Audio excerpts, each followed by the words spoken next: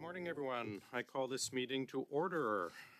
Welcome to meeting number 118 of the House of Commons Standing Committee on Government Operations and Estimates, also known as the mighty OGGO, of course, pursuant to Standing Order 1083C and the motion adopted by the committee on Wednesday, January 18, 2023. The committee resumed its study on federal government consulting contracts awarded to McKinsey and Company. Now we have new instructions, colleagues, if you listen carefully regarding the feedback for our interpreters. Before we begin, remind all members and other meeting participants in the room following important preventative measures. To prevent disruptive and potentially harmful feedback incidents that can cause injuries, all in-person participants are reminded to keep their earpieces away from the microphones at all times. As indicated in the communique from the Speaker to all members on Monday, April 29th, the following measures have been taken to help prevent audio feedback incidents. All earpieces have now been replaced by a model which greatly reduces the probability of audio feedback. The new earpieces are black in color. Please use only the approved black earpieces. All unused earpieces will be unplugged at the start of every meeting, so I'll plug them in. We're not using your microphone. Please place it face down on the middle of the sticker that's put on your desk in front of you that you'll find on the table as indicated. Please consult with the cards on the table for guidelines to prevent audio feedback incidents. The room layout, you've noticed, has been adjusted to keep everyone a bit further apart, which will help with feedback incidents as well. These measures are in place so we can conduct our business without interruption and to protect the health and safety of all participants, especially our valued interpreters who are smiling onward toward us, but also threatening and menacing if we don't follow the rules. Thanks, everyone, for the cooperation. We'll start with our witness, our very valued Procurement Ombudsman. Welcome back to OGGO. We appreciate you coming on relatively short notice. We look forward to hearing from you. The floor is yours, sir. Thank you. So I'd like to begin by acknowledging that the land on which we gather is the traditional unceded territory of the Algonquin and Anishinaabe people. Je remercie le président et les membres du comité. Thank you, Chair and members of the committee, for inviting me here today.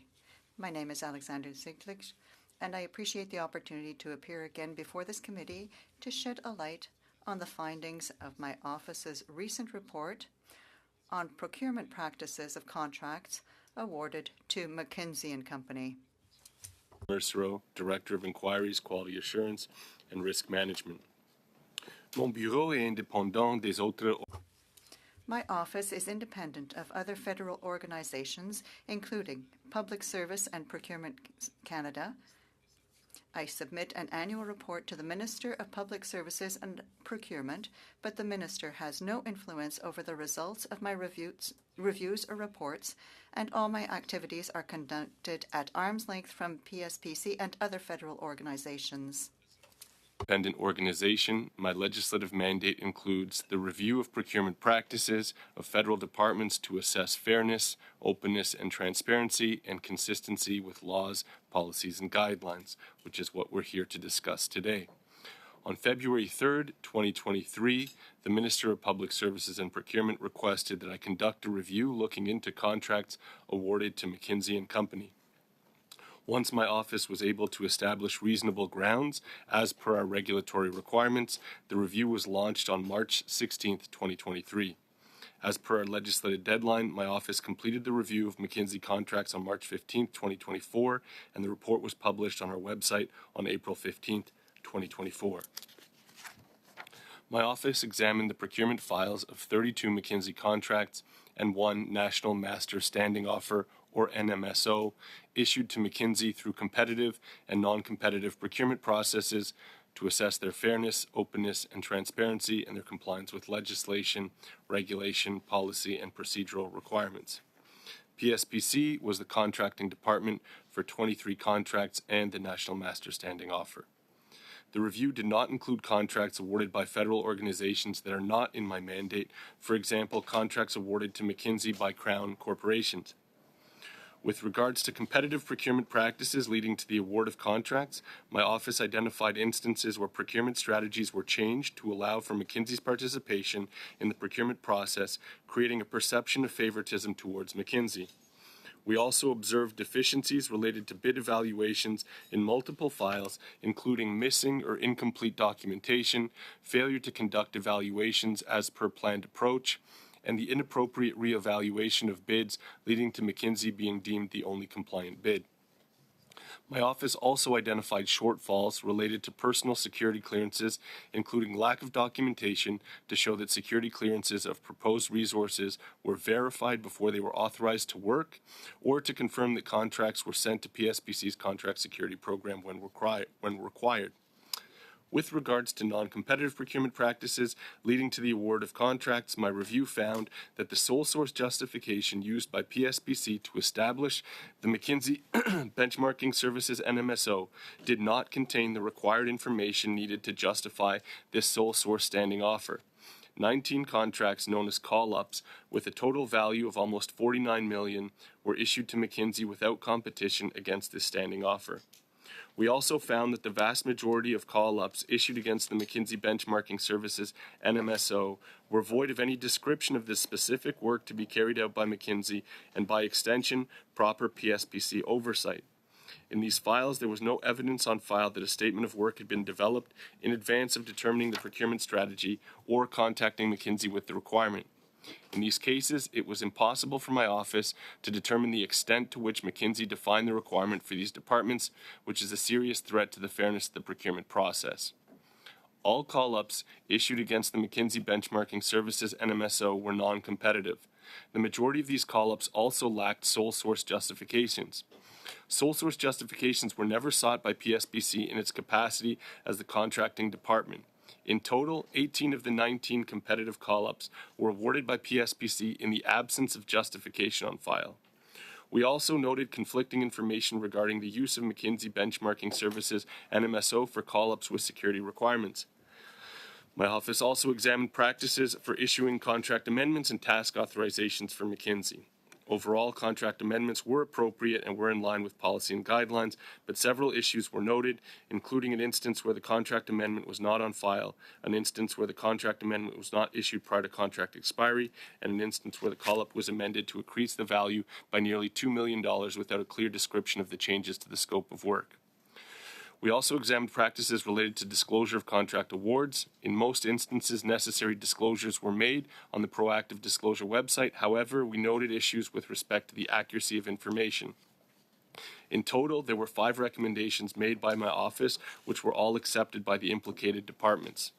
It should also be noted that PSPC accepted most of the findings in the report, but took issue with some observations. I would be pleased to discuss all of these matters with you. Je vous remercie de votre attention. Thanks for your attention. I would be pleased to answer any questions you may have. Now with Mrs. Kusi for 6 minutes, please. Thank you, Mr. Chair, and thank you very much, Mr. Yagluk and Monsieur Mercenot, for being with us here again today. I see that the 4 lines of inquiry, the first one being competitive procurement practices leading to contracts awarded to McKinsey, yet 78% of McKinsey contracts were sole sourced, and 59% of the contracts you reviewed were sole source contracts specifically under a benchmarking service deal catered towards McKinsey, correct? Can't validate the statistics, but yes, it sounds accurate. Thank you. So this specific benchmarking solution was originally valued at $47 million, but then increased to $48.8 million. And only one contract of the 19 provided any justification as to why McKinsey was the only company able to perform the necessary services. So this means $43 million was paid to McKinsey without the proper documentation, a theme we've seen repeatedly, unfortunately, across this government. Do you believe it's because the departments favor McKinsey as a company in comparison to others that perform similar services? So, Mr. Chair, thank you for the question. I think in totality what we concluded, in addition to the NMSO, which you well described, we found instances of favoritism towards McKinsey. Now, the one counter to that is in the NMSO creation, as we reported in the report, there was also the creation of 4 other national master standing offers with other entities, not McKinsey. So then, why do you think it was that departments were changing their requirements to allow for McKinsey to bid on contracts that they were not originally eligible for? Mr. Chair, thank you for the question. So again, where there's a lack of documentation, we simply allege the facts, right? And I don't know if you recall, but at my previous testimony, I started to talk about negative inferences. At what point do we make negative inferences associated with the lack of documentation? And this report starts that trend of negative inferences where we allege the facts, but ultimately came to a conclusion that in some, there was favoritism towards McKinsey. And what evidence did you find that encouraged this favoritism from government departments? Well, so you've cited two examples. So one was in the change of procurement strategy. What we saw was there was a procurement strategy being contemplated, and then it was only through the realization, whether it be directly with McKinsey or through the contracting authority, that they would not be qualified to participate in the process, and therefore there was a reconsideration of the process. Now, could there have been additional factors in addition to that fact alone? Absolutely. And we're not discounting that, but we're simply saying that did happen, and the contracts were in fact awarded to McKinsey. And I just will say one more thing. In addition, we found a lack of documentation. So other ways that we could kind of walk back our findings were if we saw documentation which would explain why some of these decisions were taken. And you'll note in the report there was a lack of information explaining why there was a change of these decisions or procurement strategies. Interesting, very similar to the Auditor General's findings around ArriveCan, that she was unable to actually determine the actual cost of ArriveCan as a result of missing documentation. The only contract that received a justification was challenged by PSPC. I believe the term that they used specifically was take issue. Words were take issue because it was not accurate and did not justify the exception. Did ESDC respond with the proper justification, or did they maintain their original justification? The justification that's cited in the report is the only one we saw. We didn't see a subsequent, that might have been previously adjusted, but what we saw in the file is what's reflected in the report, and it provided inadequate justification in our view. Thank you. To approve the contracts, PSPC had the Minister of Procurement personally sign off on this $5.7 million contract. Is that correct? Yes. Which minister signed off on this contract? Minister Tassi. Thank you. Is it standard practice for a minister to personally approve a contract that their own officials challenge? So in this circumstance, we did look for the rationale as to why the minister signed off on this specific contract. So there is an internal delegation instrument, I believe, within the department that, based on the dollar value associated with the contract, required minister approval. What justification would a minister possibly use or to have to sign off on a $5.7 million contract? Can you think of a justification that would be legitimate for where a minister could personally override their officials and sign off on a contract? Have you seen this before? And what would, if not, yes, when? And if not, what kind of justification could possibly be used for this type of authority? So I will say the implication of any political actor in a procurement process is not ideal. Because it puts the political actor in a difficult position, whether approval or rejection of the recommendation to ultimately enter into the contract. That being said, the signature was provided based on the recommendation, and it was in line with the required delegations within the department. Beyond that, we have no additional insight specifically why that was done other than the value of the contract. Thank you, Mr. Yeglick. Thank you, Mr. President. Thank you very much, both of you. Ms. Outland, please, for 6 minutes. Go ahead, please.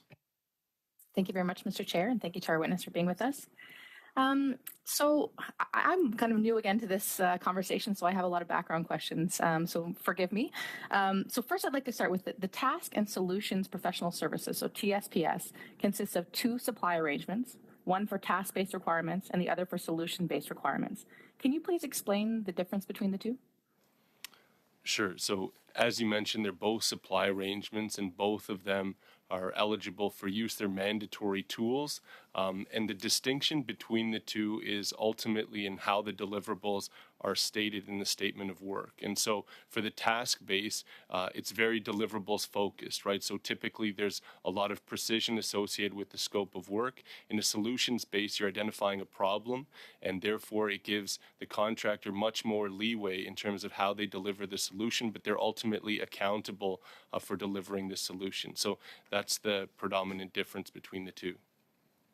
Okay, thank you. And so can you explain a situation where a contracting authority may change from a task-based supply arrangement to the task-based one, or vice versa? Like, when would that happen?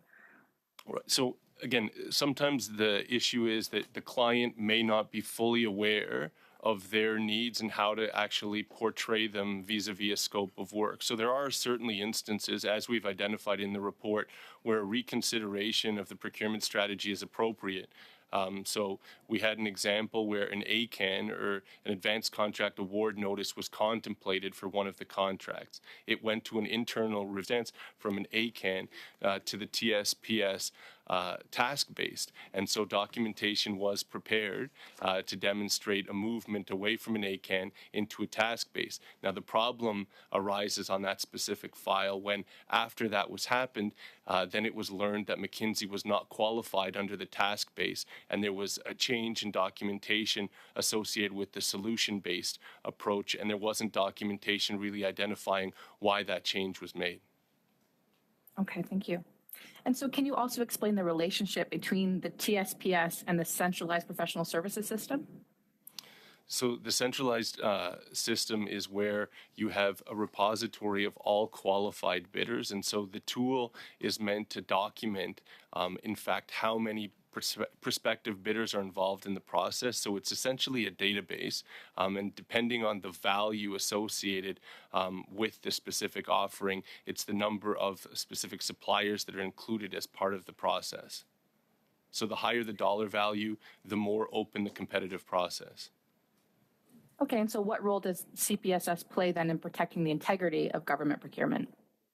It plays a significant role in the sense of documentation. So in order to document that you've complied with the business rules associated with the CPSS, you need to retain accuracy in the number of bidders that you ultimately sent the request to. So again, based on dollar value, it would depend on how many bidders should be the recipients of the opportunity. So you also need to characterize on file exactly who it was sent to ensure that those individual suppliers were in fact qualified to bid. And so sometimes we saw examples where we weren't sure whether in fact all suppliers who should have been identified were.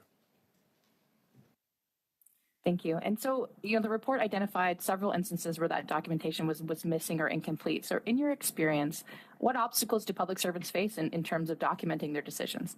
Like, how common would this be? So this is Mr. Chair, this is a long-standing issue that we've seen in many of our procurement practice reviews.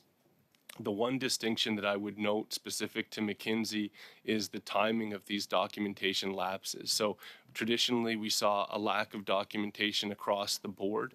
But here we saw it at sometimes discrete times within a process where we would have documentation present for certain steps of the process, and then at a seminal moment, then there would be a lack of documentation. And that's the part that's concerning, and that kind of brings me back to the negative inferences that I was talking about. Okay, thank you.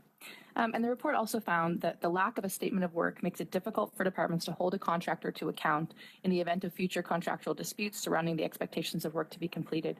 As well, this lack of documentation surrounding the specifics of the requirement also creates a risk that contract splitting could go unnoticed as the scope of the original requirement is not clearly documented. So can you please expand on the risks associated with the lack of statement of work? Yeah, so the question, I'll just situate the question. So it comes from the National Master Standing Offer. And so there was 3 documents that were ultimately required as part of the call-up process, and none of them was a statement of work from the department. So it was a proposal from the proponent, which in this situation was McKinsey, that ultimately drove the call-up process. So without the lack of a definitized statement of work, it's very difficult to say that the performance is either lacking or has been delivered. forward. And so it's in those circumstances where ultimately the government is being led by the supplier, and the supplier provides the proposal, including the pricing, without the grounding of a statement of work, and that's why we found it so concerning. For sure. And can you also explain that notion of contract splitting that I mentioned and what those consequences would be? Right. So I'm contract afraid splitting is when Sorry, Mr. Yeglick, I'm sorry, we're basically down to 3 or 4 seconds, so perhaps we can get back to it on Ms. Awen's next round. Mrs. Vignola, please. Merci, Monsieur le Président. Thank you, Chair. Thank you, Mr. Yeglick and Mr. Mercereau.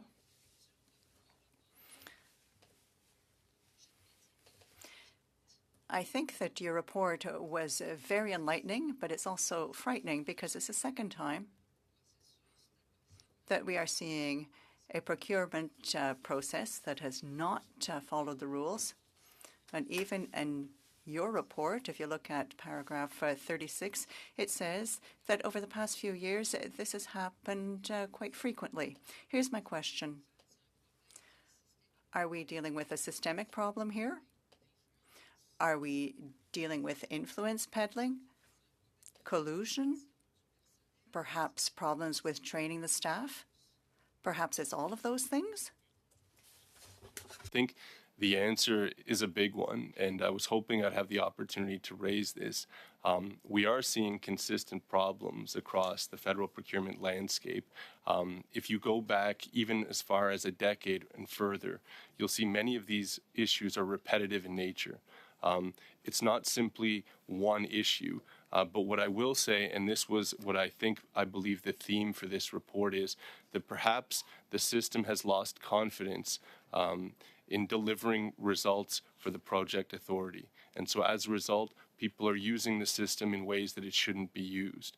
I don't always like to present problems without solutions, so I will say that our office is currently working on potential solutions to these large standing procurement issues. And if given the opportunity, I'd like to talk about some of those potential solutions. Merci beaucoup. Certainement. Thank you very much. I will certainly give you the opportunity to do so. But there's a question that comes to mind.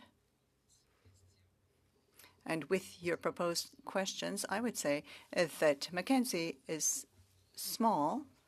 It's big internationally, but when it comes to Canadian government contracts, it's still small. It's bigger than it used to be, but there are companies like PricewaterhouseCoopers, Deloitte Touche, etc., who have a lot more contracts.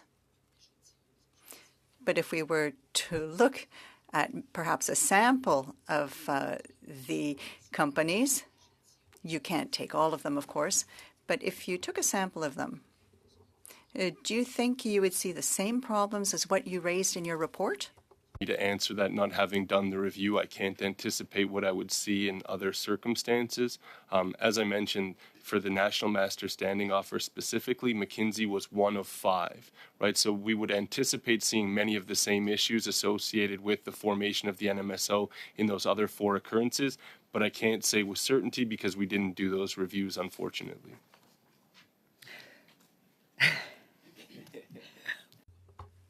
Wow.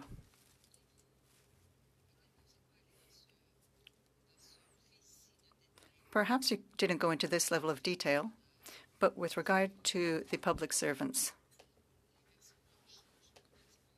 if you look at the people in charge of contracts, do you see the same names coming up with the same errors? Lack of documentation, or is it more widespread? So the genesis for our review is always looking at the practices of departments, right? And so we're not typically looking to name individuals, but I think recently we have started looking more closely at the names of individuals, departments, programs, etc., to see if we can see trends at that level as well. Here we did not see political influence.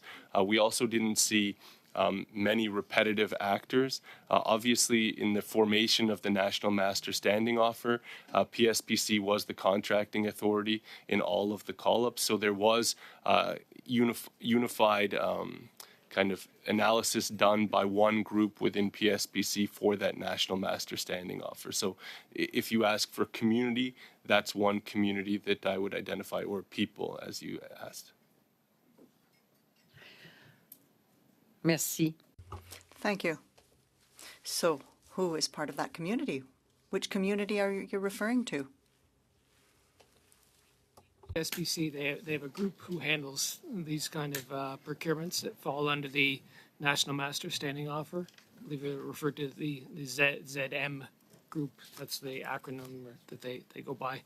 And then within the call-ups themselves, you would have noticed in the report of the 19 total call-ups or contracts that were issued under the National Master Standing Offer. National Defense had the largest number, and among those, half of them were from one unit, the Chief Professional Conduct and Culture Unit. So there was a concentration of call-ups from that particular unit, as well as for a Digital Navy program and the Canadian Joint Operations Command Unit. So there was some concentration among the contracts. Merci beaucoup. Thank you very much. So I imagine that the analysis of those groups will eventually be done. You might possibly do that. Views is to ensure that these practices don't continue, and that's the nature of the recommendations we make. So as I've mentioned, the review isn't where it ends. We also conduct a follow-up. So with each of the departments that were subjected to a recommendation, we will go back in and follow up with those departments to test whether, in fact, what has been implemented by the department is meant to address the actual issues that we saw. So once we do that process, we do issue a report card, and we transparently report out on what we saw after the report was finalized. Thank you very much. Mr. Bachrach, please go ahead, sir. Thank you, Mr. Chair, and thank you, Mr. Yeglich and Mr. Mercero. Picking up on where my colleague left off, this issue of there being a systemic problem as opposed to a specific problem with one company is, I think, an important one. And I'm curious, you mentioned that there were 4 other standing offers with a similar structure to the one that was awarded to McKinsey. Which companies were awarded those other 4 standing offers? And if you have the relative value of them, that would be helpful as well. So the 4 others were Forrester Research Limited, Gartner Canada Co., CEB Inc., Infotech Research Group Inc. And before I give the values, I just want to caveat that how we establish these values is through proactive disclosure. So we know ourselves that there are issues with proactive disclosure, so we don't want to say that these numbers are absolutely accurate, but these are the best that we could identify based on our review. So Gartner by far would be the most significant, coming in at approximately $240 million. Next would be Infotech Research Group at $20.8 million. Then you'd have Forrester Research Limited at $12.5 million and CEB Inc. at $6.4 million. So my question is, given that you've looked into one company and you found these problems with procurement, and you've extrapolated from that and suggested that there's a systemic issue, what would need to be done to confirm your suspicion that there's a systemic issue with the way the procurement system is being used? Well, Mr. Chair, the difficulty in answering that question is it's not a specific issue, it's multiple systemic issues, right? And so I do think, and I've used this terminology internally, but I'll share it, I do think the time is now to act. We really need to reconsider federal procurement in its totality. I know it seems like a pretty dramatic thing to say, but I think I've been in this role for over 6 years. I think we've done a great deal of foundational work in terms of what we've seen in the landscape, and I'm fearful that if I don't start acting in a more aggressive manner, significant changes will not come. And I don't think Band-Aid solutions are the answer. I think there needs to be significant rethinking as to how federal procurement is done. Does part of that rethinking involve looking at how to rebuild the public service so that we're not outsourcing hundreds and hundreds of millions of dollars of contracts to consulting firms that are likely overcharging us for their services? So we are developing a piece on the potential creation of a chief procurement officer. And that role would have kind of the mandate of looking into foundational changes, including the interplay of various organizations that are currently implicated in federal procurement. But I think if you ask all players or actors in the federal procurement sphere, and they answered honestly, they would tell you that the system does not produce the results that they want in an efficient and timely manner. So I think that they hack the system, essentially. They have a tool to do a job. The tool doesn't work, so they use the tool in a way it's not designed. Is that? I think that's a fair characterization. Okay. What are the next steps from here? How can the committee contribute to this work of reforming the procurement system so it delivers better for the public?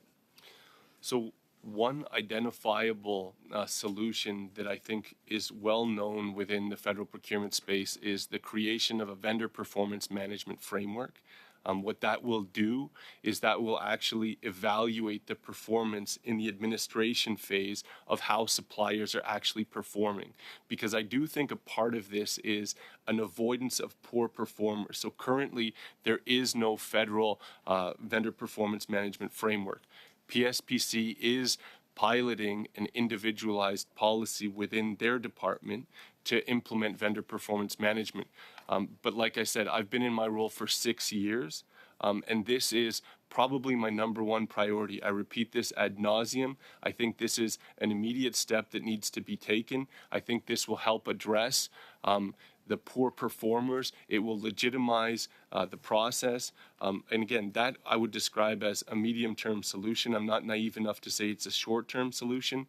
And the creation of the chief procurement officer in and of itself is not a solution.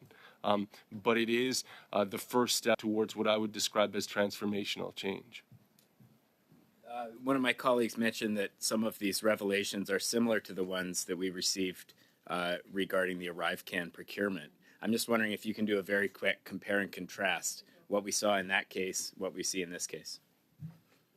So I would say that what we saw in that case was we saw favoritism in a different way through what I would describe as transparent favoritism, which was by having overly restrictive criteria. So anyone who looks at those criteria will be able to assess whether, in fact, there is a desired outcome.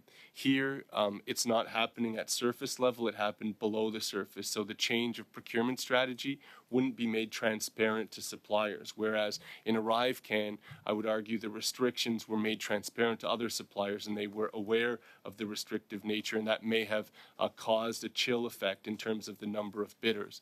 What I'll also say is the 7 competitive processes that McKinsey won, they were either the sole bidder or the sole compliant bidder in every one of those processes. So that also tells you that on the supplier community, there's something not working, right? So it's not just on the governmental side, it's also on the supplier community side, because if there's a known buyer who pays, why is the community not participating in greater volumes? And so there are legitimate questions to be asked across the board, and that's why I posit the idea that this is the time for action.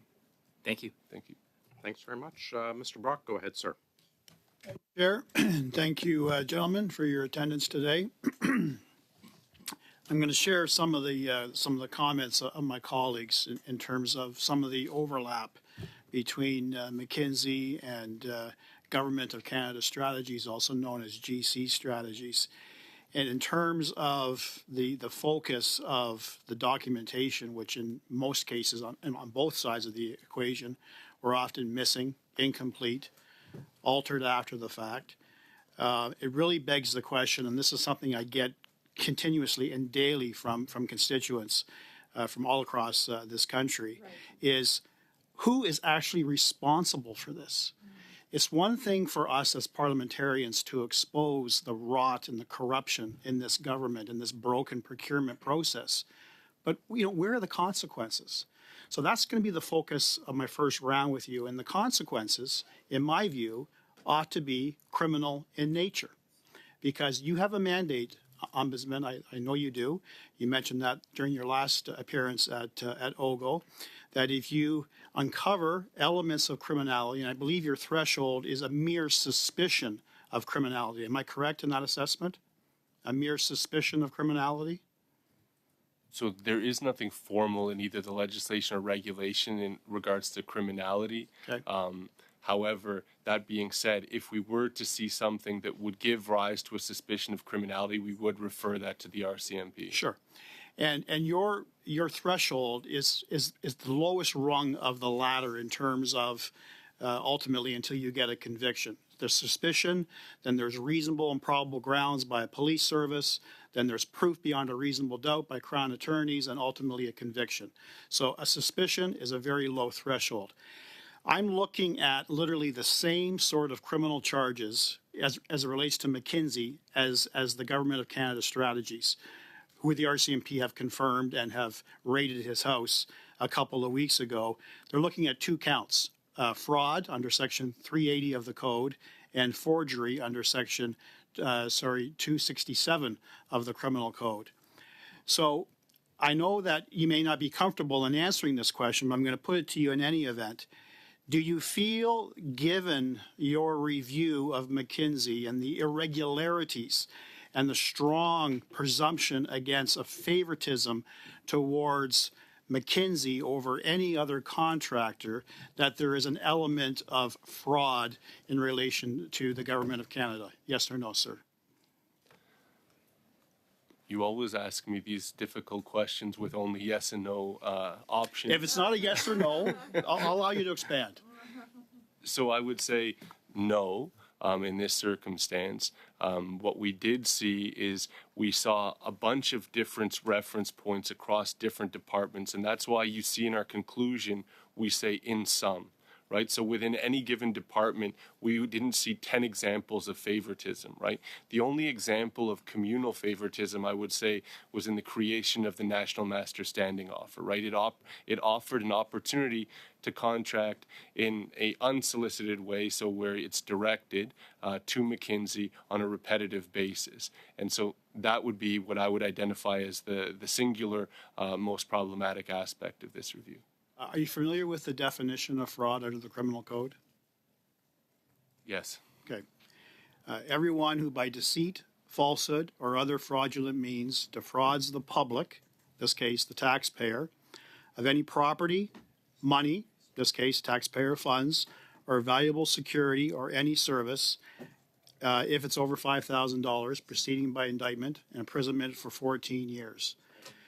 So favoring one particular company, allowing them to egregiously break the procurement rules in non-compliance of numerous statutes, numerous regulations, numerous policies, and in fact the PSPC themselves published a document calling Doing Business with the Government of Canada, where they highlight openness, transparency, and accountability. In all those circumstances, do you not see a low threshold case of making out that the Government of Canada, through the PSPC and other departments, are defrauding a taxpayer by favoring McKinsey over other legitimate vendors? Right. And Could an argument not be made, sir? And that I have to ask to be a yes or no because we're out of time. could an argument be made? Yes. Did we see it? No. Thank you. Thanks. Mr. Baines, please, sir. Thank you, Mr. Chair, and thank you to our Ombudsman and Mr. Mercero for joining us today.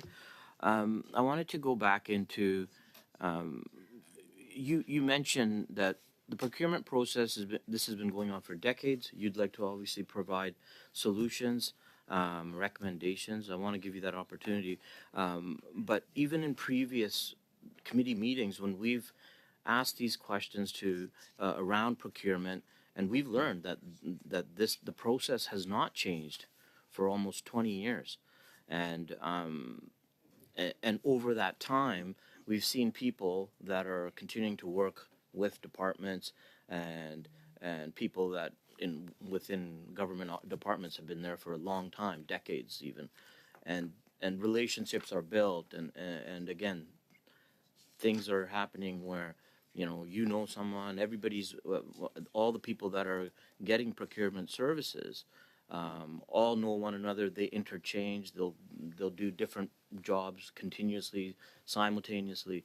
So that whole relationship building, like how much are you seeing of that? Is that and maybe if you can talk about some of the steps that you wanted to take.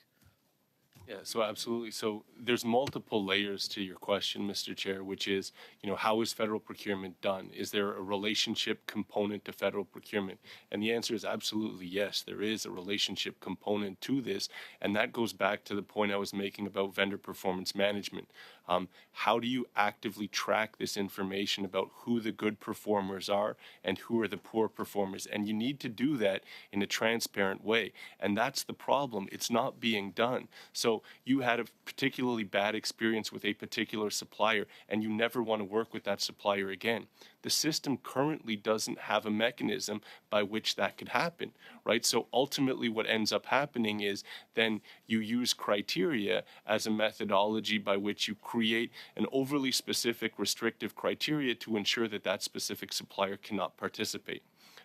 That being said, I saw the kind of furrowed brow look when I said that there is no process to currently stop that from happening. So obviously, if someone is charged criminally, there are in fact ways to bar suppliers. But what I'm talking about is not of that nature. I'm talking about a supplier who just doesn't deliver in accordance with the terms and conditions of the contract, but nothing criminal, just a poor performing supplier, right? At the end of the day, people want to deliver on their projects, right? And we're not given an opportunity to deliver on their project because the supplier that was hired using the process that they were given ultimately doesn't deliver. It's frustrating for all people. So not just the taxpayer, but also the government officials. And I can speak on their behalf for an instant as well. They're frustrated with the system as well. Not just the contracting authority, but also the project authority, right? The project authority wants to deliver on their project and is being told what procurement tools to use. And if those tools don't lead them to the outcomes that they want, then you have to understand why they're looking at alternatives. Okay, then what are some of the step-by-step changes you're thinking? Right, so I think I was kind of identifying two of them, and those are the main two that we've identified as an office to say that these are both significant and would have long-standing impact. So one is the transformational change, and I can't sit before you today and tell you that I have all of the answers. But I will say that I think there needs to be an outside lens looking at what prospective changes need to take place, who's not an active participant in the process. So that's why we're advocating for the creation of a chief procurement officer. So that's the first piece. And then the second piece is this government-wide vendor performance management tool, because it will not only eliminate the problem of poor suppliers, but will also reward positive engagements with suppliers. So good suppliers aren't necessarily treated better, but will be given consideration for their good performance on federal government contracts. And what's that tool look like? So it's literally called a vendor performance management framework, and it's a transparent government-wide tool where anyone who delivers under a federal contract would be evaluated after completion of the project.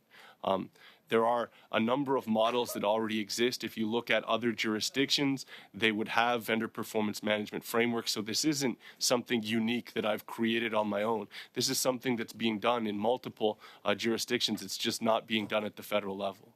And what examples can you give? I mean, you could even look at the city of Ottawa as an example, but there are multiple examples. And again, I hate to sound like a salesman on this one, but on our website, we've actually published an initial piece on vendor performance management where we have looked at under other vendor performance management frameworks specific to dispute resolution.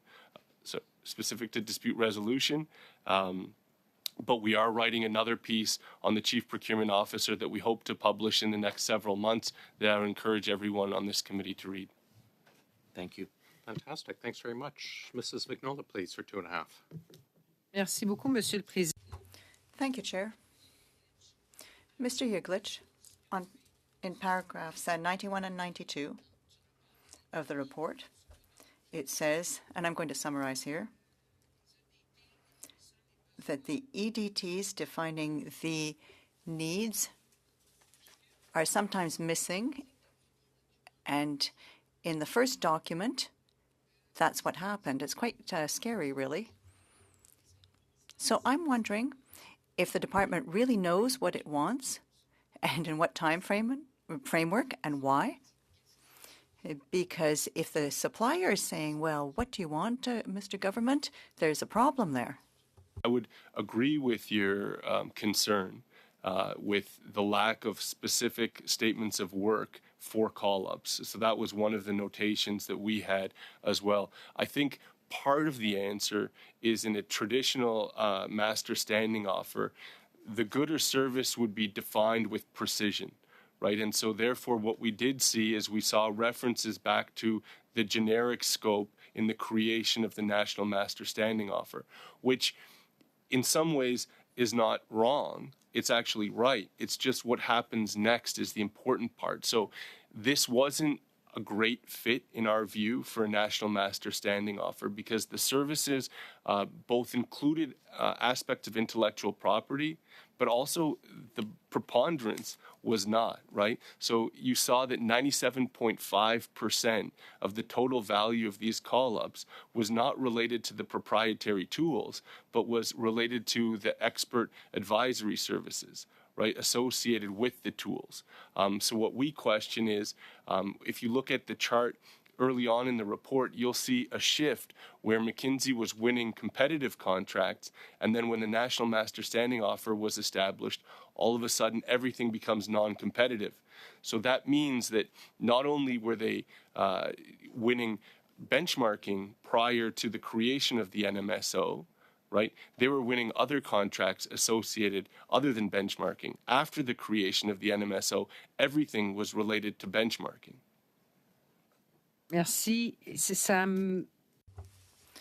Thank you.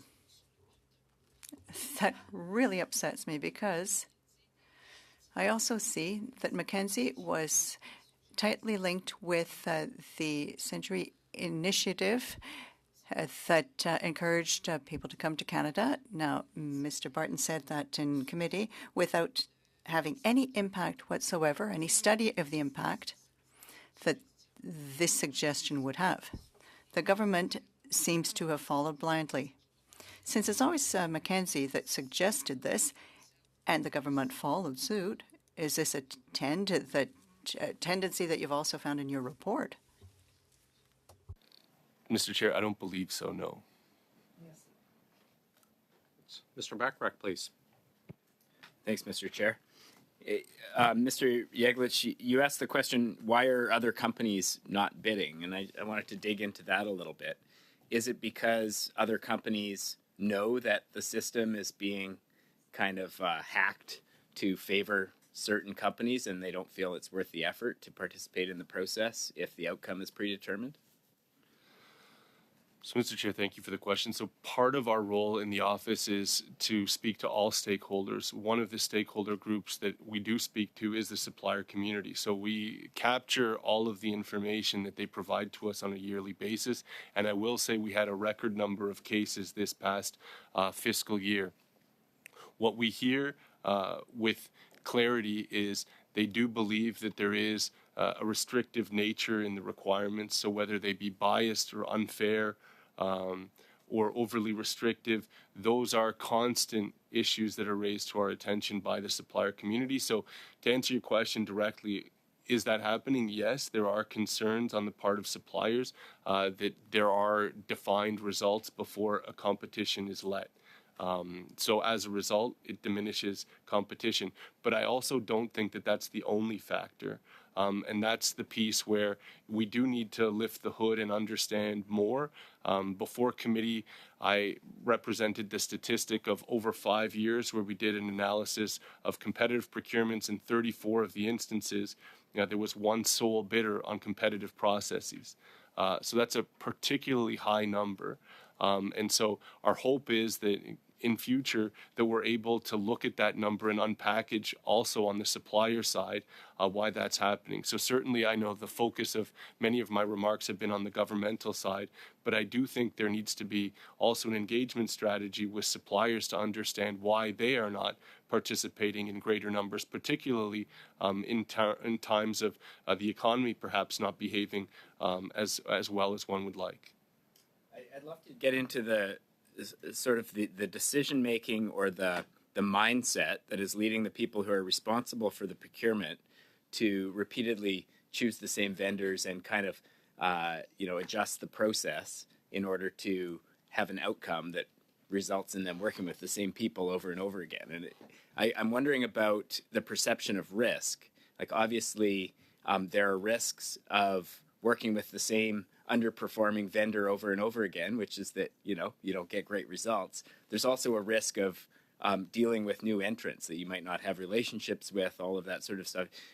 On which side of that risk equation do you see the procurement managers leaning more heavily? Like, are they avoiding risk by favoring underperforming standing contracts versus a more competitive process where you might end up with a wild card that results in a real adverse result? So, Mr. Chair, I think where you look at restrictive criteria, I believe the correct answer in this circumstance is there is a known supplier who would meet those characteristics. I don't think it's done in the abstract, hoping that an unknown entity can comply with those restrictive criteria. I think there is a specific vendor in mind when restrictive criteria are created. Okay, thanks very much. Mr. Genuis, please go ahead, please. Thank you, Chair. It's great to be back at OGGO after an unusually long hiatus. And Mr. Jeglick, thank you for the incredible work you're doing on behalf of Canadians, bringing to light these various significant problems in our procurement system. Your report talks about favoritism in terms of the government's treatment of McKinsey, how they favored McKinsey, how they structured systems in order to give contracts to this favorite consulting company of the Prime Minister. McKinsey benefited from this favoritism. And based on the previous work of this committee, it's clear how this happened. Dominic Barton was brought in to chair the Prime Minister's Growth Council at the same time as he was the managing partner at McKinsey. McKinsey analysts did so-called pro bono work for the Growth Council. Andrew Pickersgill, who ran the Canadian operations, supplied the analysts to do the pro bono work. But while he was supplying McKinsey analysts to do supposedly helpful pro bono work for this Growth Council that was chaired by Dominic Barton, he was also selling to the government. And so you have this process where Prime Minister Justin Trudeau and Dominic Barton are kind of making this connection at the top between McKinsey and the Government of Canada, and then that is clearly filtering out over time throughout the whole system, where the connection at the top was shaping and impacting the kind of procurement that was happening across government to work to the advantage of McKinsey. That led to the establishment of the National Master Standing Officer. I want to ask, just in terms of the analysis you did, about specific individuals involved and what roles they played in getting these things established. So could you speak to Dominic Barton and Andrew Pickersgill, for example, and where they showed up along the way in terms of looking at how this favoritism manifests itself? Mr. Chair, thank you for the question. So in our review, those names, to my knowledge, did not come up. I'll look to Derek just to confirm, but my belief is that those names did not come up. I can confirm that Dominic Martin's name did not appear. Andrew Pickersgill, I'd have to go back and review their documentation, but I don't recall seeing that just off the top of my head, but I can come back to you with that information. Okay, if you could provide some follow-up information in writing about some of the specific individuals. I'm not at all surprised in the sense of Dominic Barton, because I see that connection having been made at the top between the Prime Minister and him, but the selling process happened by Andrew Pickersgill bringing in these analysts. It was the relationship that happened at the top between the Prime Minister and the leadership at McKinsey that then allowed this favoritism to take place. we know as well that there's been a lot of kind of interplay between senior Liberal offices and McKinsey. There's a former member of Parliament in the government caucus that was a former manager at McKinsey. We've had former staff members from the government go to work for McKinsey. What kind of information were you able to identify around sort of political involvement, decisions made by ministers, by ministerial staff that were part of this sort of broader culture of favoritism for McKinsey? Mr. Chair, thank you for the question. So in the report, we found one example of where a minister approved a contract. It was an ESDC contract. I believe the question came up before you entered the room. But essentially what happened in that circumstance was it was as a result of an internal delegation document within the department that required that contract due to the value to go to the minister for approval. So that was with Minister Tassi for approval. But that would be the only example in our report where we saw any action on the part of a political actor. Okay, thank you. One of the other issues that frequently comes up with McKinsey is questions of conflict of interest, how McKinsey works for governments and then also works with people who deal with governments. For instance, they work for health regulators, and then they've also famously, tragically worked for certain manufacturers of opioids. In your work, did you see clear instances where they were doing work, for instance, for Health Canada, for other entities in government, where they were also working for companies that the government regulates? I appreciate, part of the difficulty is they have not been willing to give even this committee a client list when requested. But were you able to identify instances of those kinds of conflicts? Mr. Chair, thank you for the question. So I can answer no, but that's because we weren't looking for that specifically. Well, just in the time I have left, I just reiterate how important it is, and I think there hasn't been the agreement that I would have hoped for in the past, but how important it is that this committee gets the documents that it had previously requested. There previously had been agreement to order, and we hadn't been able to get in the past. Thank you, sir. Mr. Kuzmirchuk, go ahead, please. Thank you, Mr. Chair, and thank you so much, Mr. Jeglich, for your testimony. Again, you always bring so much information and light and context to this critically important conversation that we are having. McKinsey is a global company that has 40,000 employees around the world. 60 countries, and we see that their clients represent a broad swath of both private sector companies, some of the largest private sector companies in the world, but also governments as well. Recently, the Alberta Conservative government hired McKinsey to do a review of its school policy, schools education system. As well, recently we saw the provincial Conservative government hiring, I believe it was a sole source contract, hiring McKinsey to review its or to provide direction on its pandemic response, coordinating its pandemic response. We're seeing governments of all stripes at all levels, federal, provincial, municipal, hiring McKinsey. Can you provide us with some insight on why McKinsey is successful at receiving contracts at all levels of government and from governments of all political stripes? Mr. Chair, so obviously I could not comment on why other jurisdictions would be contracting with a specific supplier. But we did see examples in the documentation that they have a good reputation, and that good reputation is ultimately what leads the starting point of the conversation. One clarification I need to make, though, is we're not reviewing the practices of McKinsey.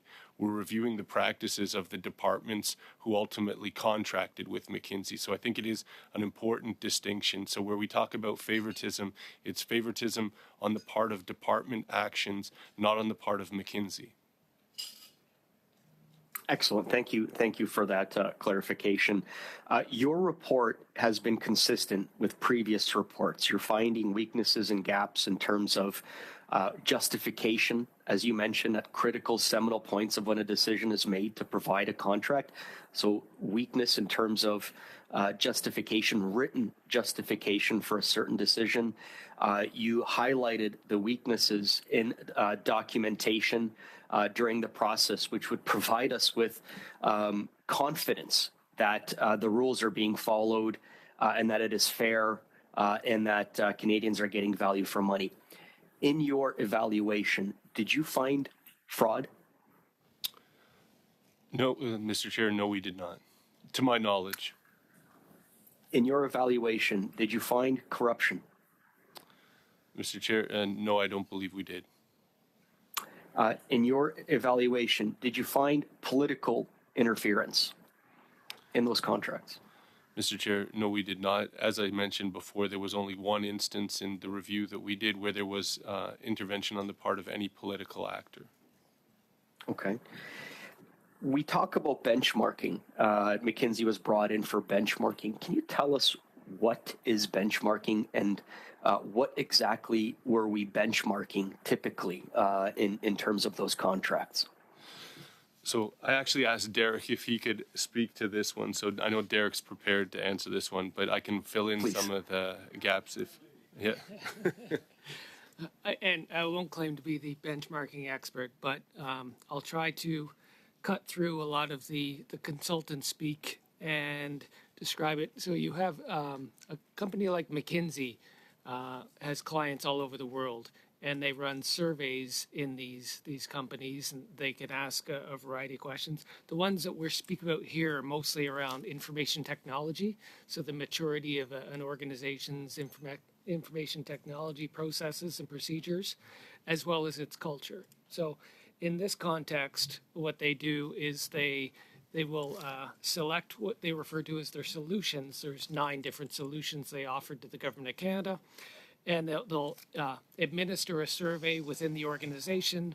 They will receive the responses. They'll do the analysis of those. They'll compare those results against information within their proprietary database, and then they'll provide a report back to the government organization who issued the contract. So that's, in a nutshell, how it's supposed to work.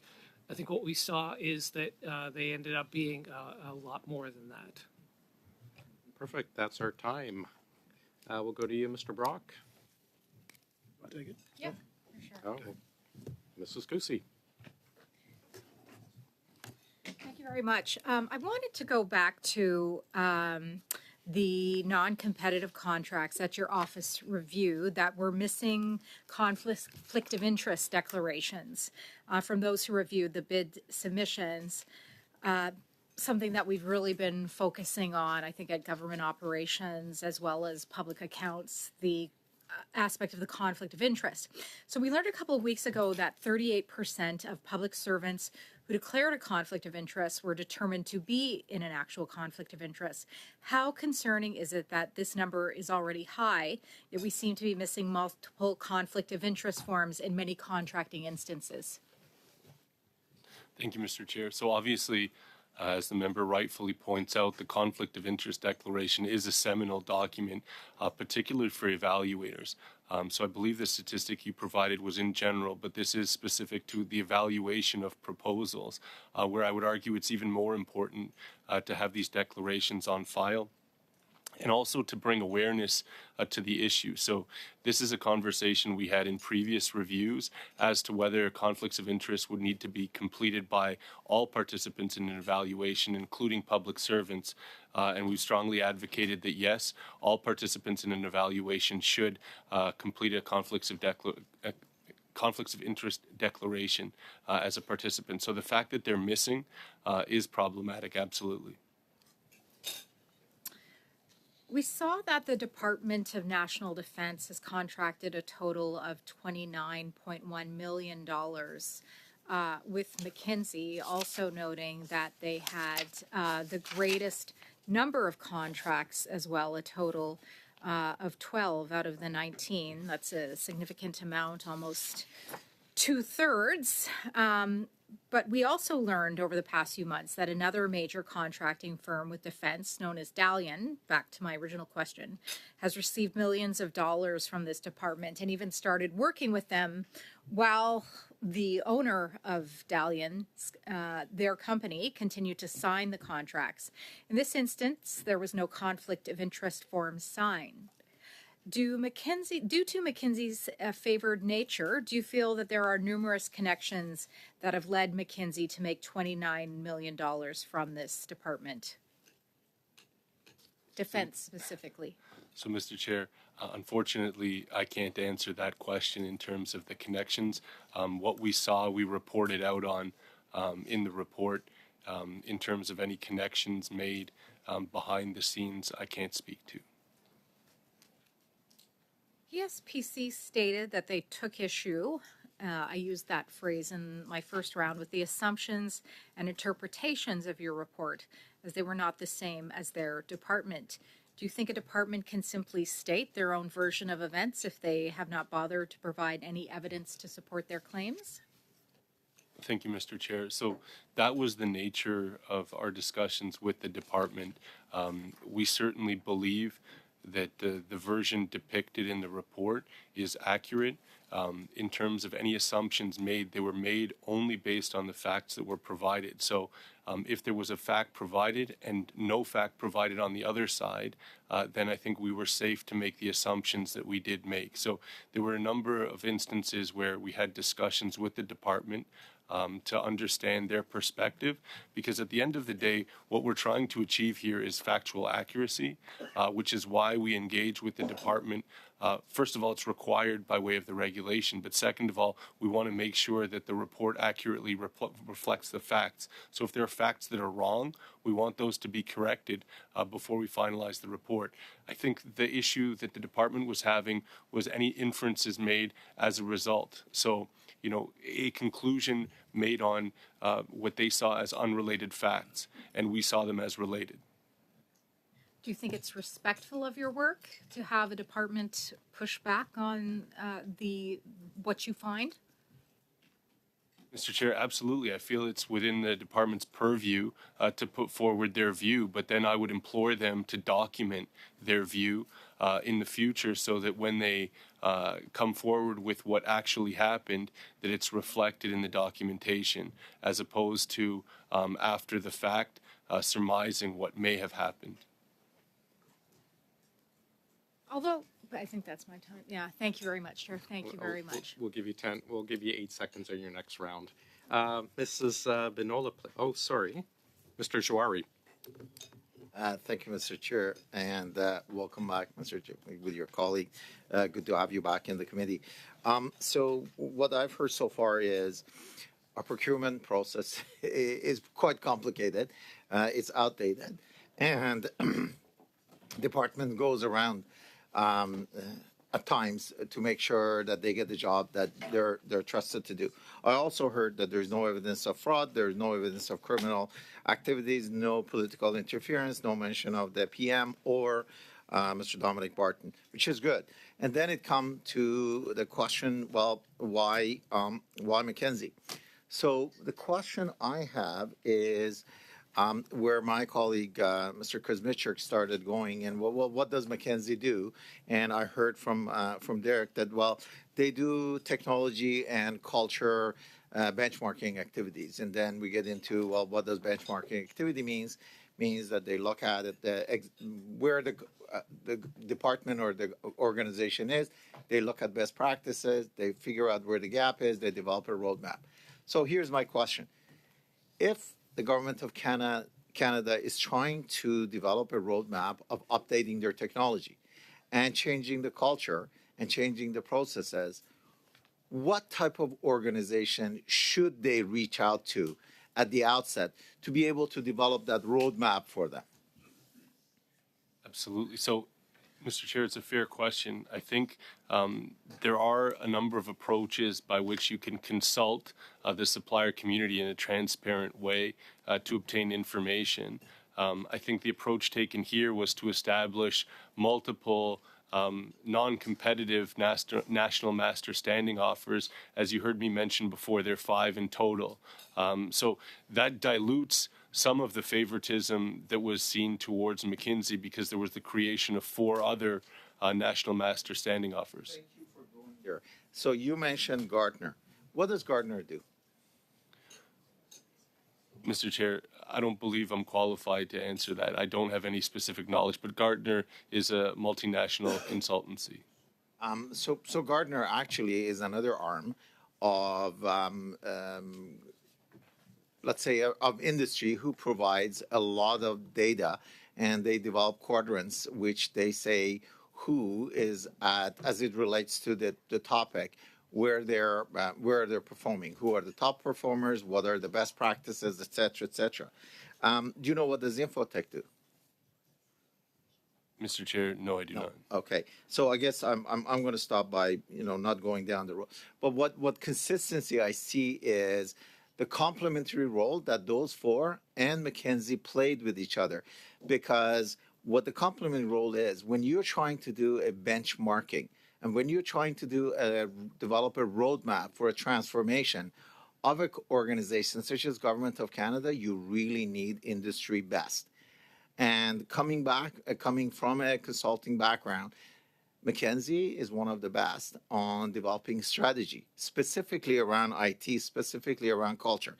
And the other 4 organizations that was highlighted here, they are the one that they can provide a complementary set of data and set of benchmarking to the work that McKinsey is doing. So I think the approach that the Government of Canada has done by making sure that we get one of the best and also making sure that we have other advisory at that level to be able to validate whether McKinsey is telling us and have another pair of eyes, and actually 4 other pair of eyes, it's a wise decision.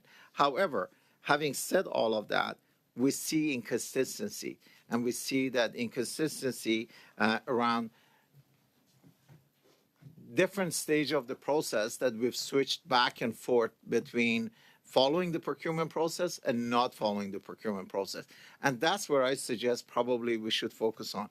With 30 seconds to go, is there anything that you've seen among those steps that we have, those activities that we have stepped out of the procurement process that would shed some light of why would something like that happen? So, Mr. Chair, thank you for the question. I think what we saw concerning in the creation of the National Master Standing Offer was the justification for the exception. So there's nothing wrong with the government wanting the best solution, but it's the methodology used to create the pathway to achieve that best solution. And so here I would argue that there are exceptions under the government contracting regulations, which was cited.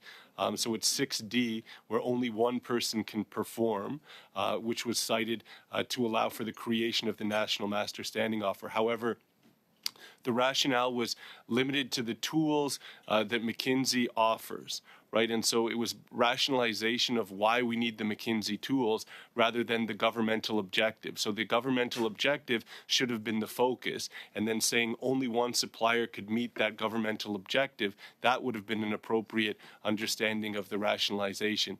But that's not what we saw. Thank you very much. Mrs. Vignola, please. Merci beaucoup, Monsieur le Président. Thank you, Chair. I would like to go back to the statement of work very quickly. When you prepare a statement of work, does the department have to stipulate the need behind the statement of work? I believe the answer is yes. The work needs to be justified. Merci. Thank you. And were those justifications present in the file? Usually. Mr. Chair, I think the answer is that's really the issue that we're seeing, is that the objective of the government wasn't absolutely clear, and the focus was more on the opportunity to use McKinsey tools and why the McKinsey tools were so exceptional, but rather than focusing on what was the government objective that needed to be met. Merci. Thank you. Thank you very much. That certainly sheds a lot of light on the blind approach that the government seemed to approach. It's been like this for years, it seems. They seemed to be blindly confident in someone rather than looking internally for what really would be required. I would like to thank you for your transparency in answering each of our questions. Mr. Chairman, I'd like to file a motion very quickly that the committee invite the Minister of Supply and Services Canada to answer questions of the committee on this study on all of the contracts awarded to McKinsey and Company. The motion was given to the clerk, who will have the opportunity to transmit it to all of my colleagues as well. If you'd like to talk about this at the end of the rounds of questioning, that would be a possibility that I would be open to as well. The translation that came through as supply, I assume it's the Minister of PSPC? Right. Are you just putting the motion on notice, or do you wish to have it put forward, tabled and debated right now? Tel que je l'ai dit, je la As I said, I'm going to table it today. And if my colleagues agree, we can discuss it after the rounds of questioning in order to respect everybody's time allotment. You have about, well, you have a couple seconds, but we'll go to Mr. Backrack then. Thank you, Mr. Chair. I wanted to kind of go up to the 10,000 foot level for people who might be watching this committee and wondering what the impact of all this is. We've talked a little bit about the impact on other companies that are seeking government contracts, but there's a public interest here, and I wonder, Mr. Yeglich, if you could talk a little bit about, what having a broken procurement process across all government procurement, what the result is for the public, average Canadians that are, watching this and wondering what the impact on their lives is.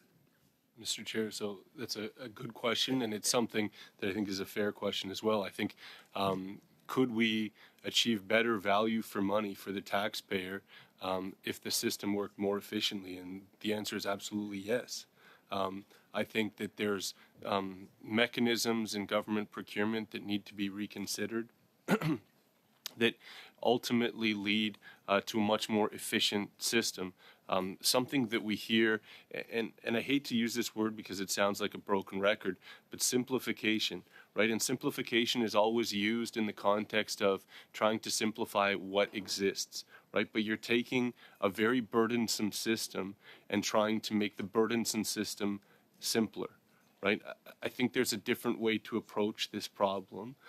So the real cost is time and money, right? So a lot of time is spent on crafting procurement solutions, and a lot of money is ultimately wasted where competitions lead to no competitive tension in the pricing, right? So the price, yes, there's an evaluation whether the price is fair and reasonable in many instances, but there is no price tension that would result in a lower price ultimately for the taxpayer.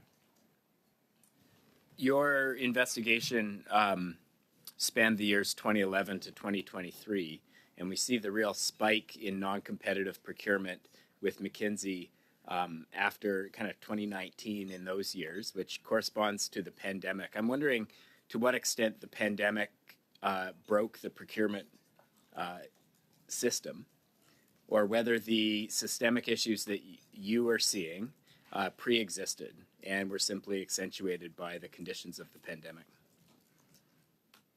Mr. Chair, so thank you for the question. I think if you look back at reports dating back, like I said, over a decade, you'll see that they still resonate today. And that was kind of the starting point when I started in this role. was to look back before looking forward.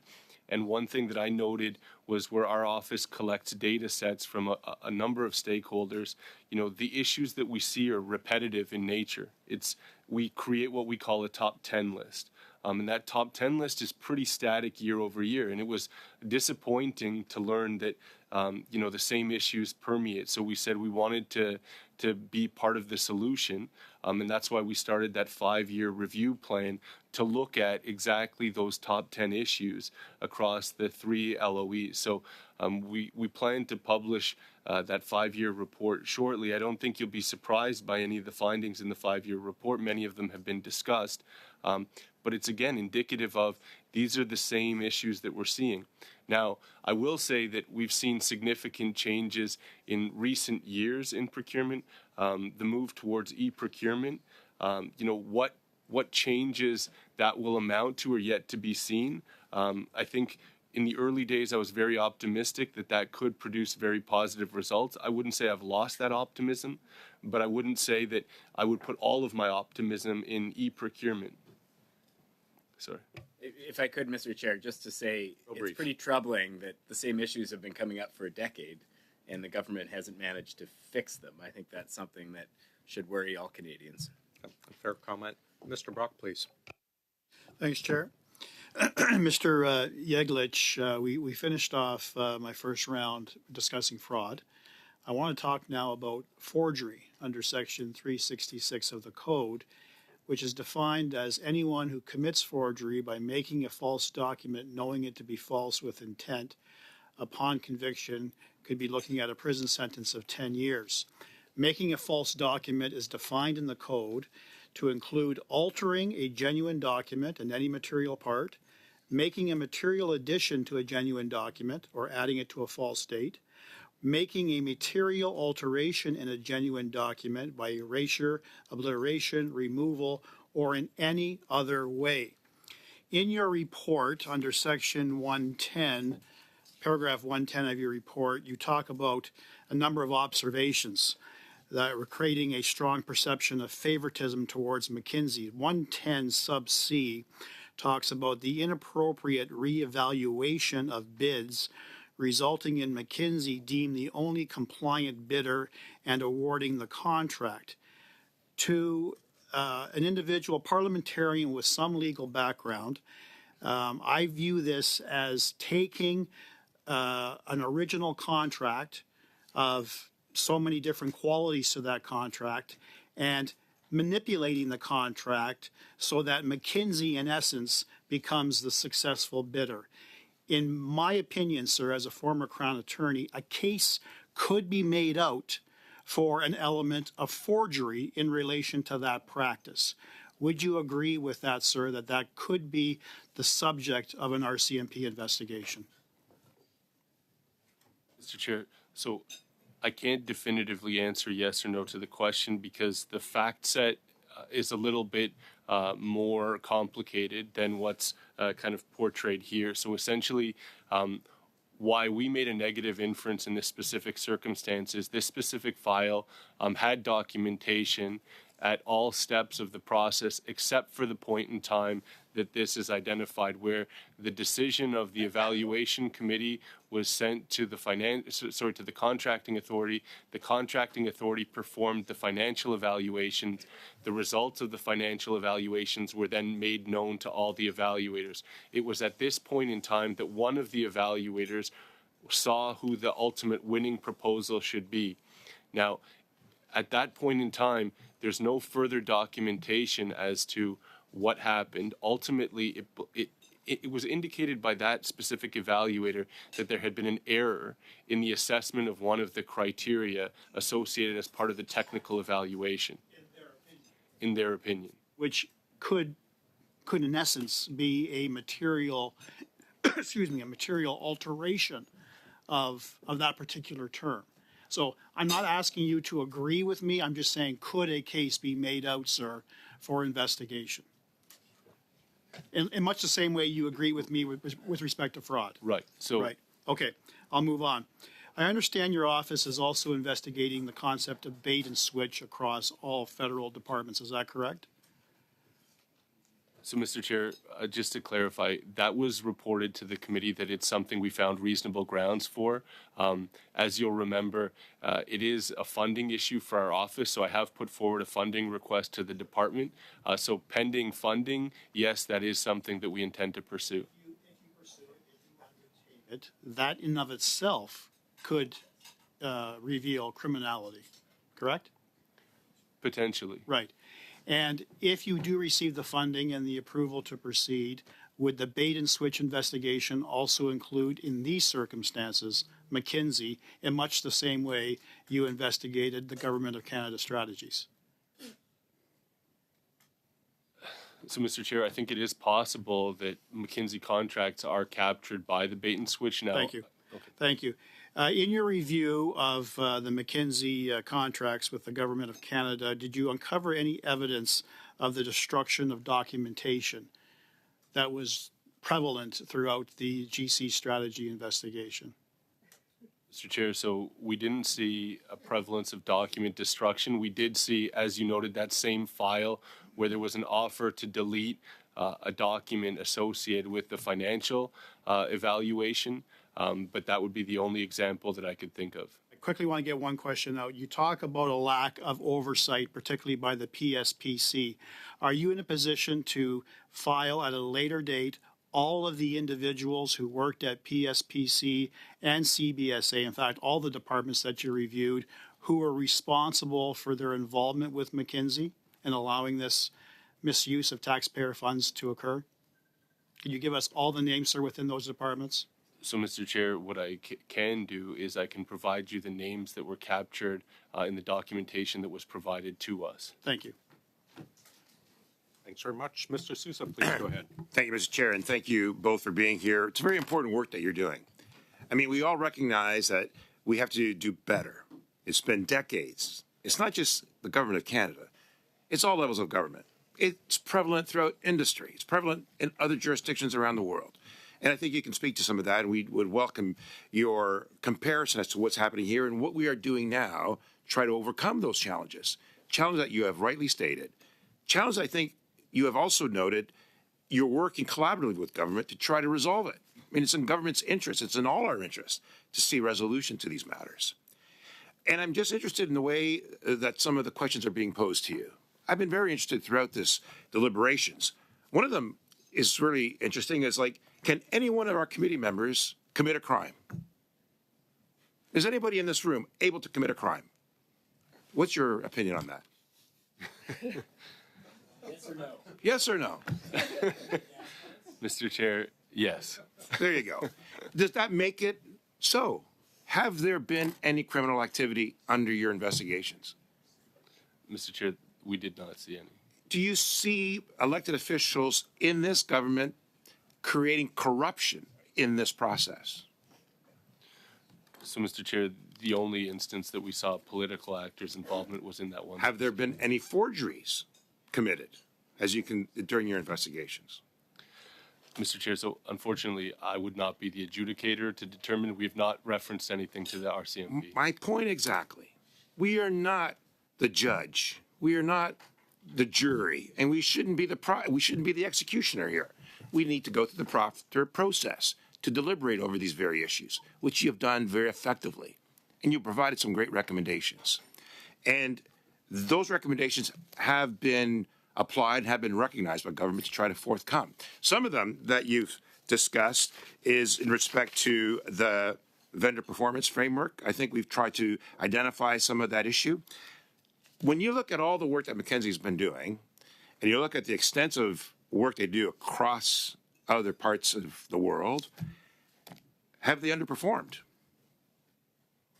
So, Mr. Chair, again, I'm not able to evaluate their performance, and I think it actually underscores the vendor performance management framework point is that, yes, there has been notations made on files that indicate that there have been, they have a positive reputation, but certainly we didn't assess their reputation. What we want to do is ensure that the government doesn't have repeat procurement of poor performers. I think that was what you said that today. You want to avoid poor performers. You want to ensure that we have evaluation systems that identify those strong performers, legitimate individual organizations with integrity.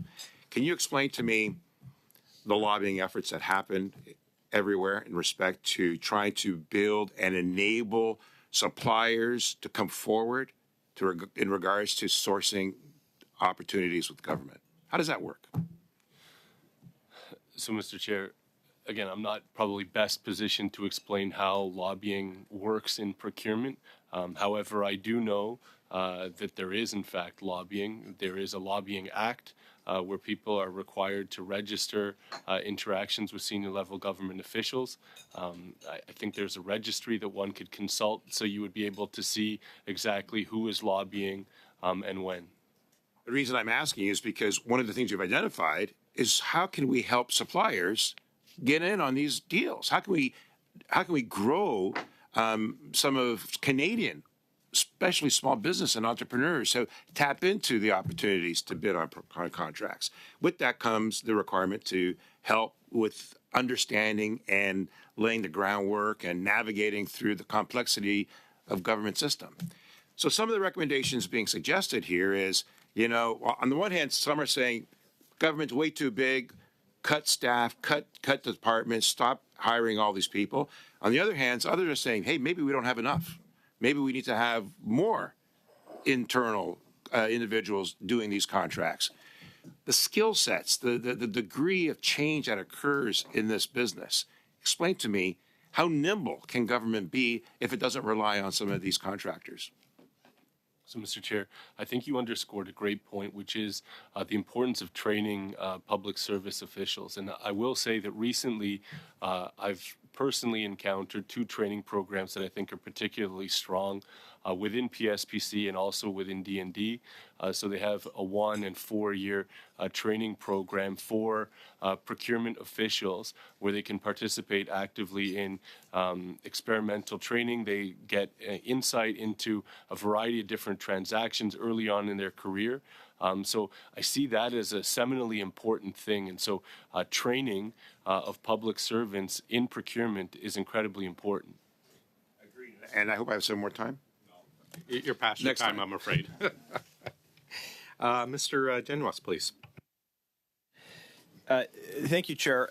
So we've established that this government had a structural favoritism for McKinsey in terms of their contracting. That exists in a context where, and when we've discussed it at this committee, some of the real horrific abuses that have happened at the hands of McKinsey, advice related to supercharging the opioid crisis, advice on how to identify influential dissidents of the Saudi regime, some of the state-owned companies in the PRC that McKinsey did work for, continuing work for the government of Russia following the initial invasion of Ukraine in 2014, advising employees about not participating, for instance, in pro-democracy activities in Russia. So there's many of these different issues. And so I'm grappling with this reality of deeply unethical behavior by McKinsey, and at the same time how they were favored by the government of Canada. Did you look at all at sort of the relationship between ethical conduct and favoritism for a company? It's one thing for a company for decisions to be made about a company being excluded or not, and it's a whole other thing about the company that behaves in the way McKinsey does actually being favored by the government of Canada. So, Mr. Chair, none of the lines of inquiry actually looked at the ethical behaviors of McKinsey. Okay, could you comment then on the integrity regime system in particular? Do you think there should be a blacklist? Do you think there could or should be a process whereby, in the context of procurement, officials are looking at the nature of the company they're dealing with and whether it has the kind of values that we would actually want informing advice in government?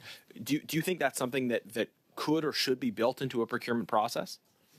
Mr. Chair, absolutely. I support an integrity and a strong integrity regime where that is something that's contemplated.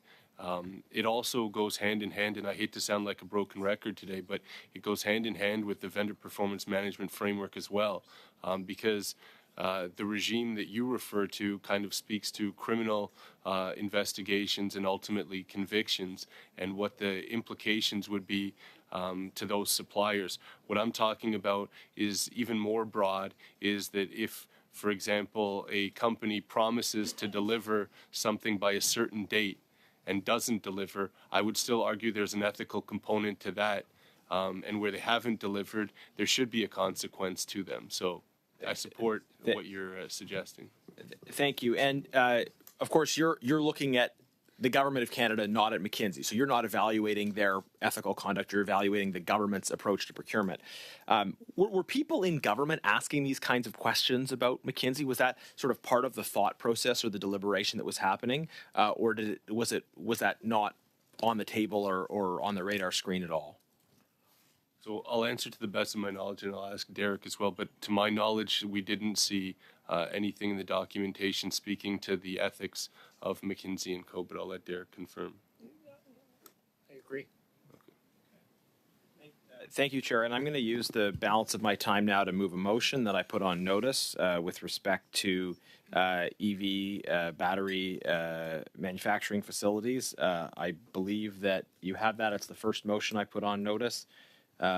So if I can, or if we're clear to go, then I'll proceed to speaking to the motion. Okay, thank you. Thank you very much. So Chair, colleagues, it is the firm conviction of Conservative members on this committee and beyond that the government should be transparent in its subsidy programs, and that those subsidy programs should be aimed at opportunities, jobs, and otherwise for Canadians. And yet we've repeatedly seen disturbing revelations that this government's subsidy programs are directly resulting in the bringing in of foreign replacement workers. The Canadian taxpayers are subsidizing foreign replacement workers because the government has not taken the steps to guarantee and protect jobs in Canada for Canadians. And with that in mind, Conservatives have put forward a clear and simple document production order. This is not about industrial operations or processes. This is about getting the contracts to look at, to allow us to see what the government did or did not do with respect to job guarantees. Do these contracts include actual job guarantees? Do they include protection for Canadian jobs? This is a simple document production motion allowing us to answer that basic question. Conservatives have been and will continue to be persistent in saying that the government should be protecting jobs for Canadians. And this is why we put forward this motion today to order the production of these contracts so that we can see whether or not the government did anything, whether the government was concerned at all with the protection of jobs for Canadians. So this is what we're putting forward today, and I hope this motion will have the support of the committee. Thank you. Thank you, Mr. Genuis. The actual motion, both languages went out last week, so hopefully everyone has in front of them. I started speaking list. I have Mr. Perkins, and then Mr. Backrack. Go ahead, Mr. Perkins. Mr. Chair, I had to manage the microphones here in this new setup. So thank you.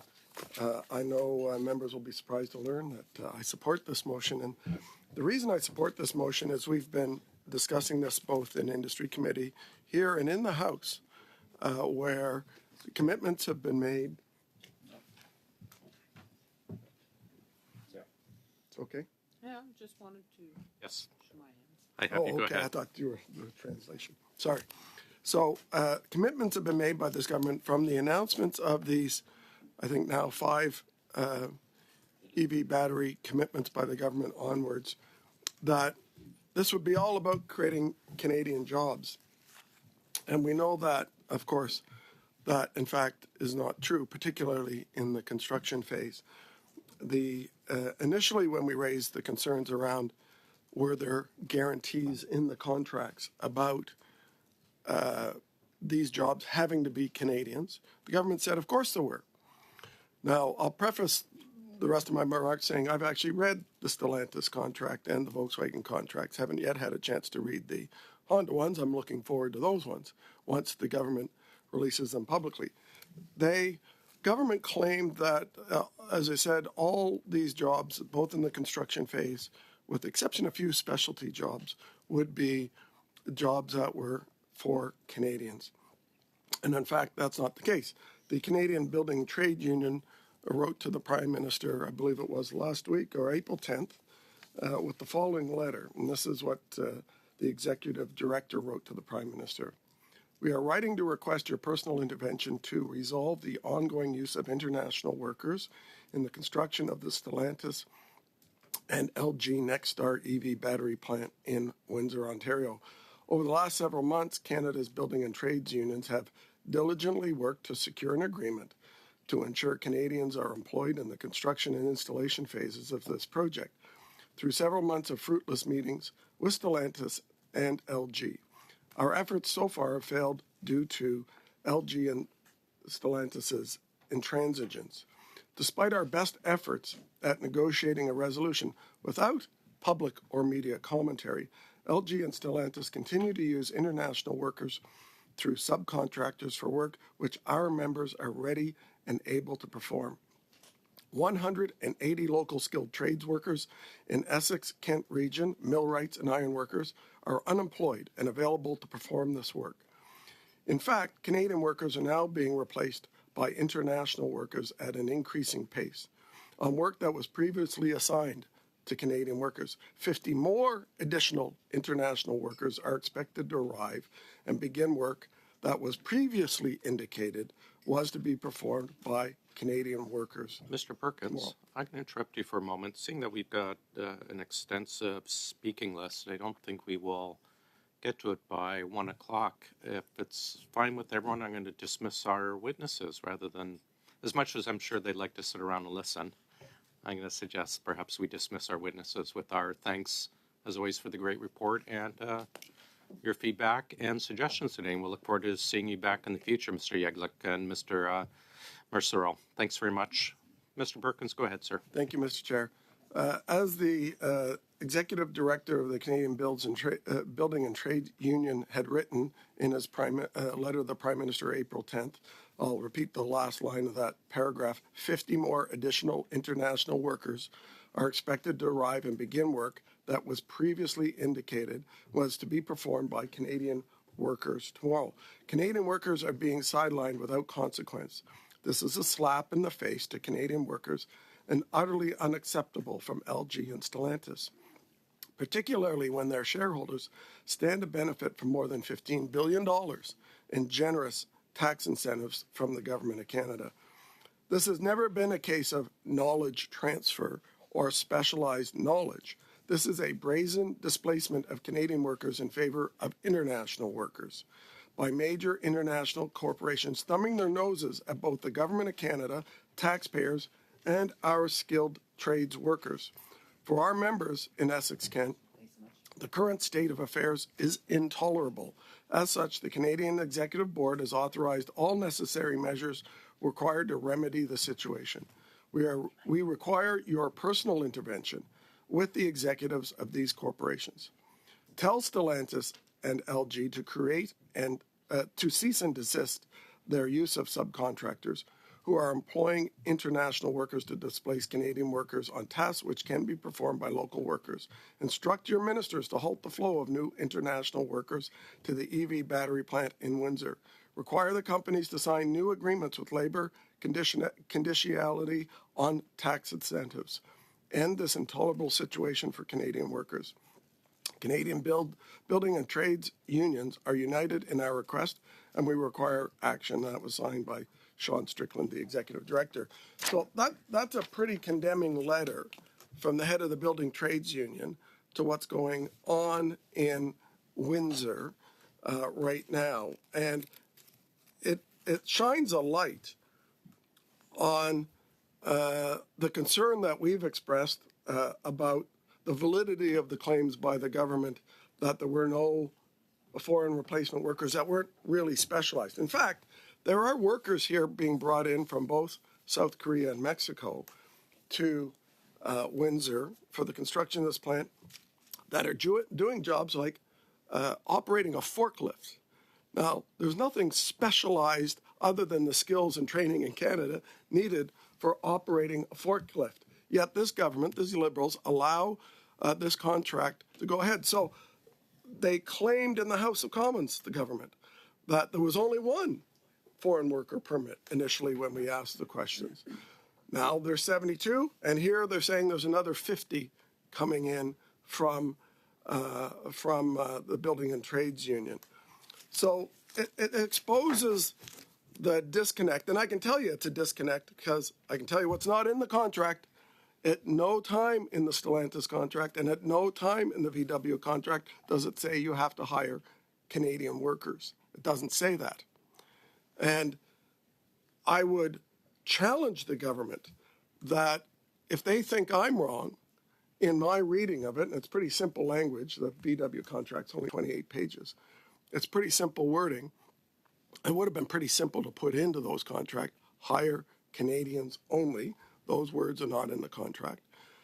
It would have been very simple to do that. So if the government is going to dispute that what I'm saying is wrong, government members who haven't read the contracts, if the government is going to dispute what I've said is wrong, and they're going to dispute what's actually happening on the ground, then put their money where their mouth is and release the contracts. Show us the money. Show us the commitment.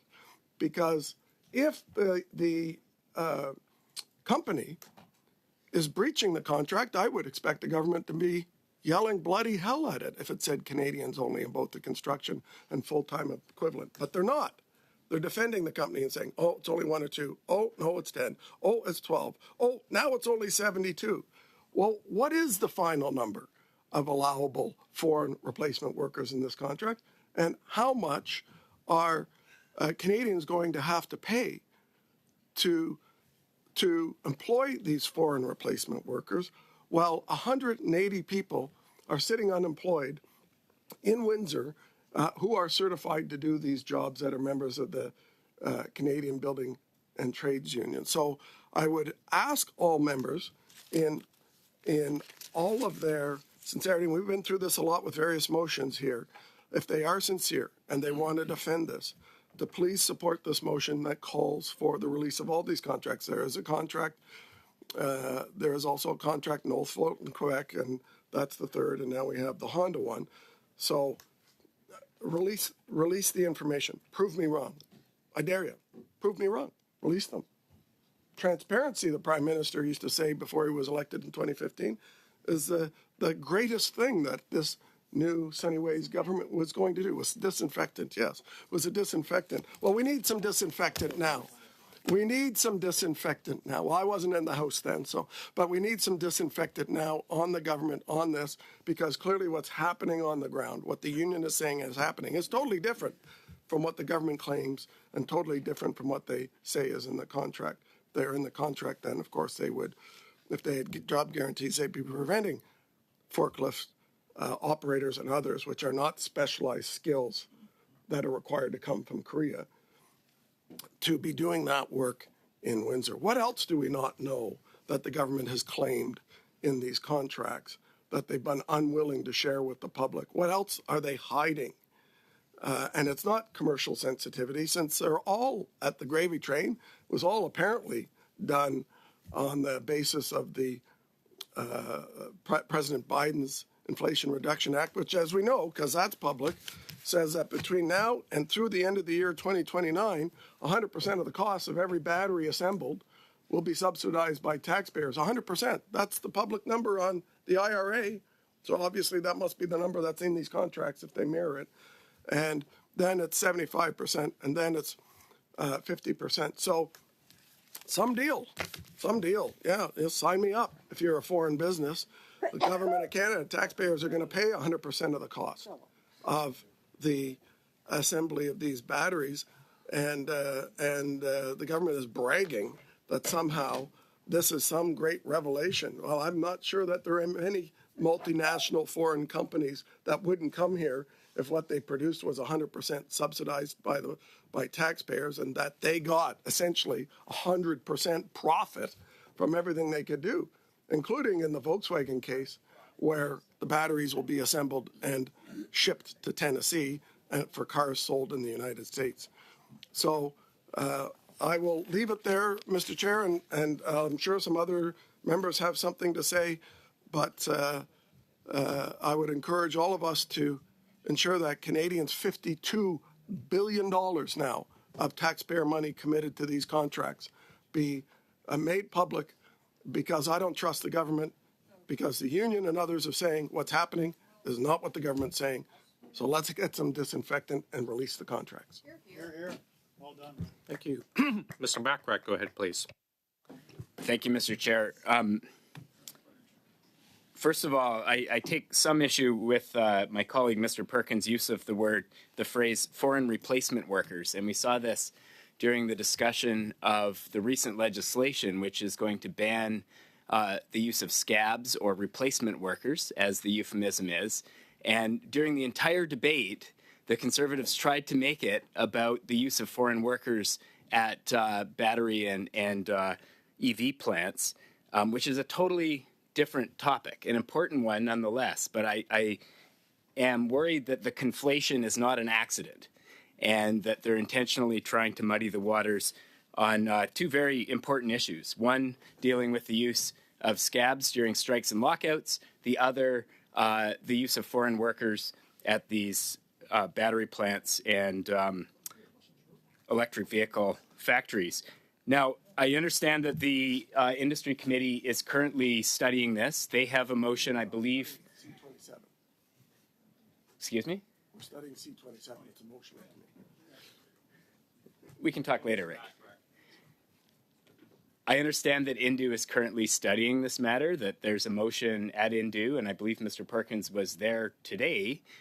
There's a motion to invite the minister to talk about these contracts. It feels to me that this is a very reasonable line of inquiry. It seems to me that it would be important, before this motion come forward, that we hear from the minister, ask the minister questions, that we hear from the Building Trades Union and the other unions that are involved, and understand specifically what their concerns are. Because my impression of their concerns is somewhat different from what Mr. Perkins has articulated. I agree that they're concerned about the use of foreign workers. I don't understand. My understanding is not that they want these contracts to be aired publicly. So I think getting some clarity on that fact would be very helpful. And most of all, I think this is better discussed. This motion would be better placed at Indu, because they're currently embarking on a study, or rather they're already studying this very topic. That's my understanding. So I'm going to make an amendment that we insert the following words at the beginning of the motion. That the following motion, that the committee refer the following motion to the Standing Committee on Industry and Technology. So that would go right before "in regards."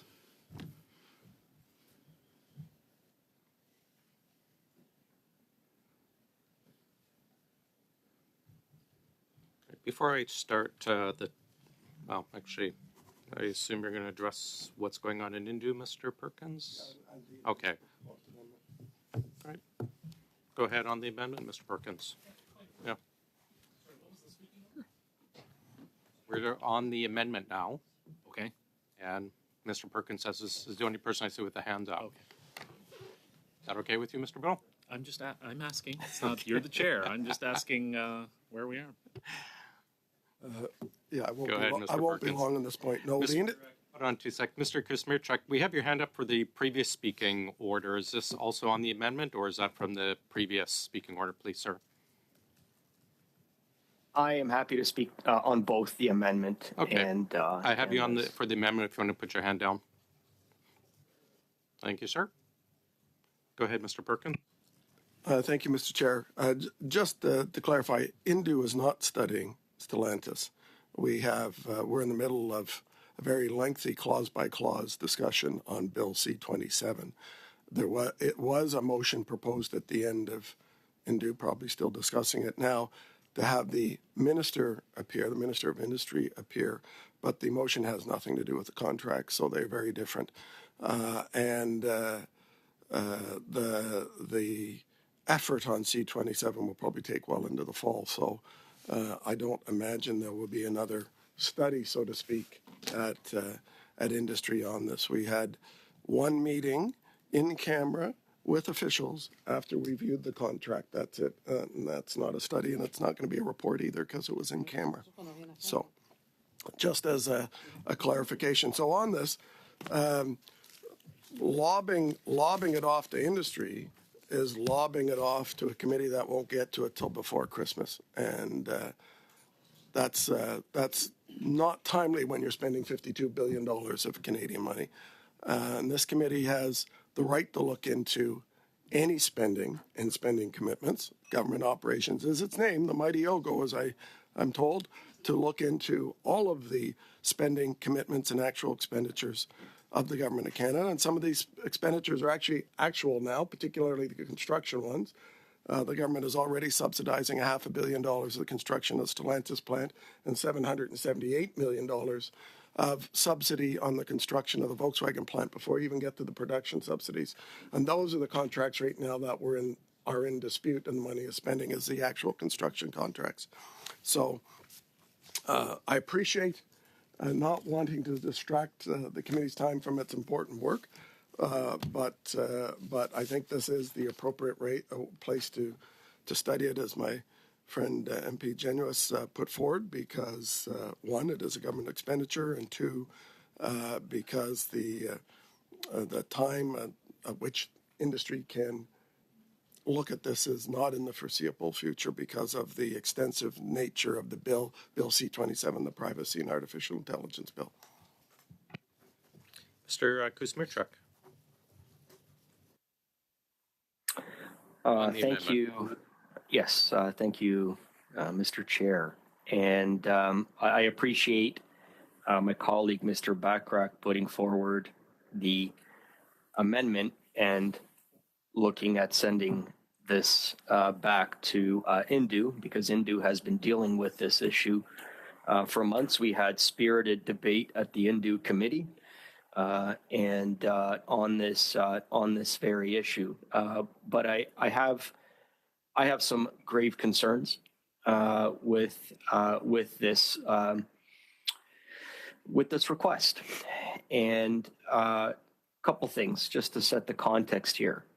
I had a chance to speak. I'm in regular contact with the ironworkers, with millwrights, with building trades in Windsor, Essex. We absolutely recognize and hear their concerns. Those are important concerns. And I can tell you that Minister Champagne and I have both on different occasions spoken directly with Mr. Dennis Lee, who is the CEO of Nexstar, which is the company, the joint venture that is building the battery plant in my hometown in Windsor, Essex. And we've communicated our expectation that we want to maximize local Canadian workers at every turn and at every opportunity. We've also pushed Nexstar to establish a working committee between the employer and the building trades, so that information can be exchanged, best practices can be exchanged, and any plans can be exchanged in terms of hiring plans moving forward, and also for any conflicts and concerns to be ironed out. And so that has been our position from the very beginning. We want to see local workers, Canadian workers, maximized at every turn. Right now, I drive past the battery plant every single day on my way to work when I am in Windsor. And I see the battery plant being built right now. And it's incredible to see. I have never seen a project of this scale and this size ever. It is incredible to see.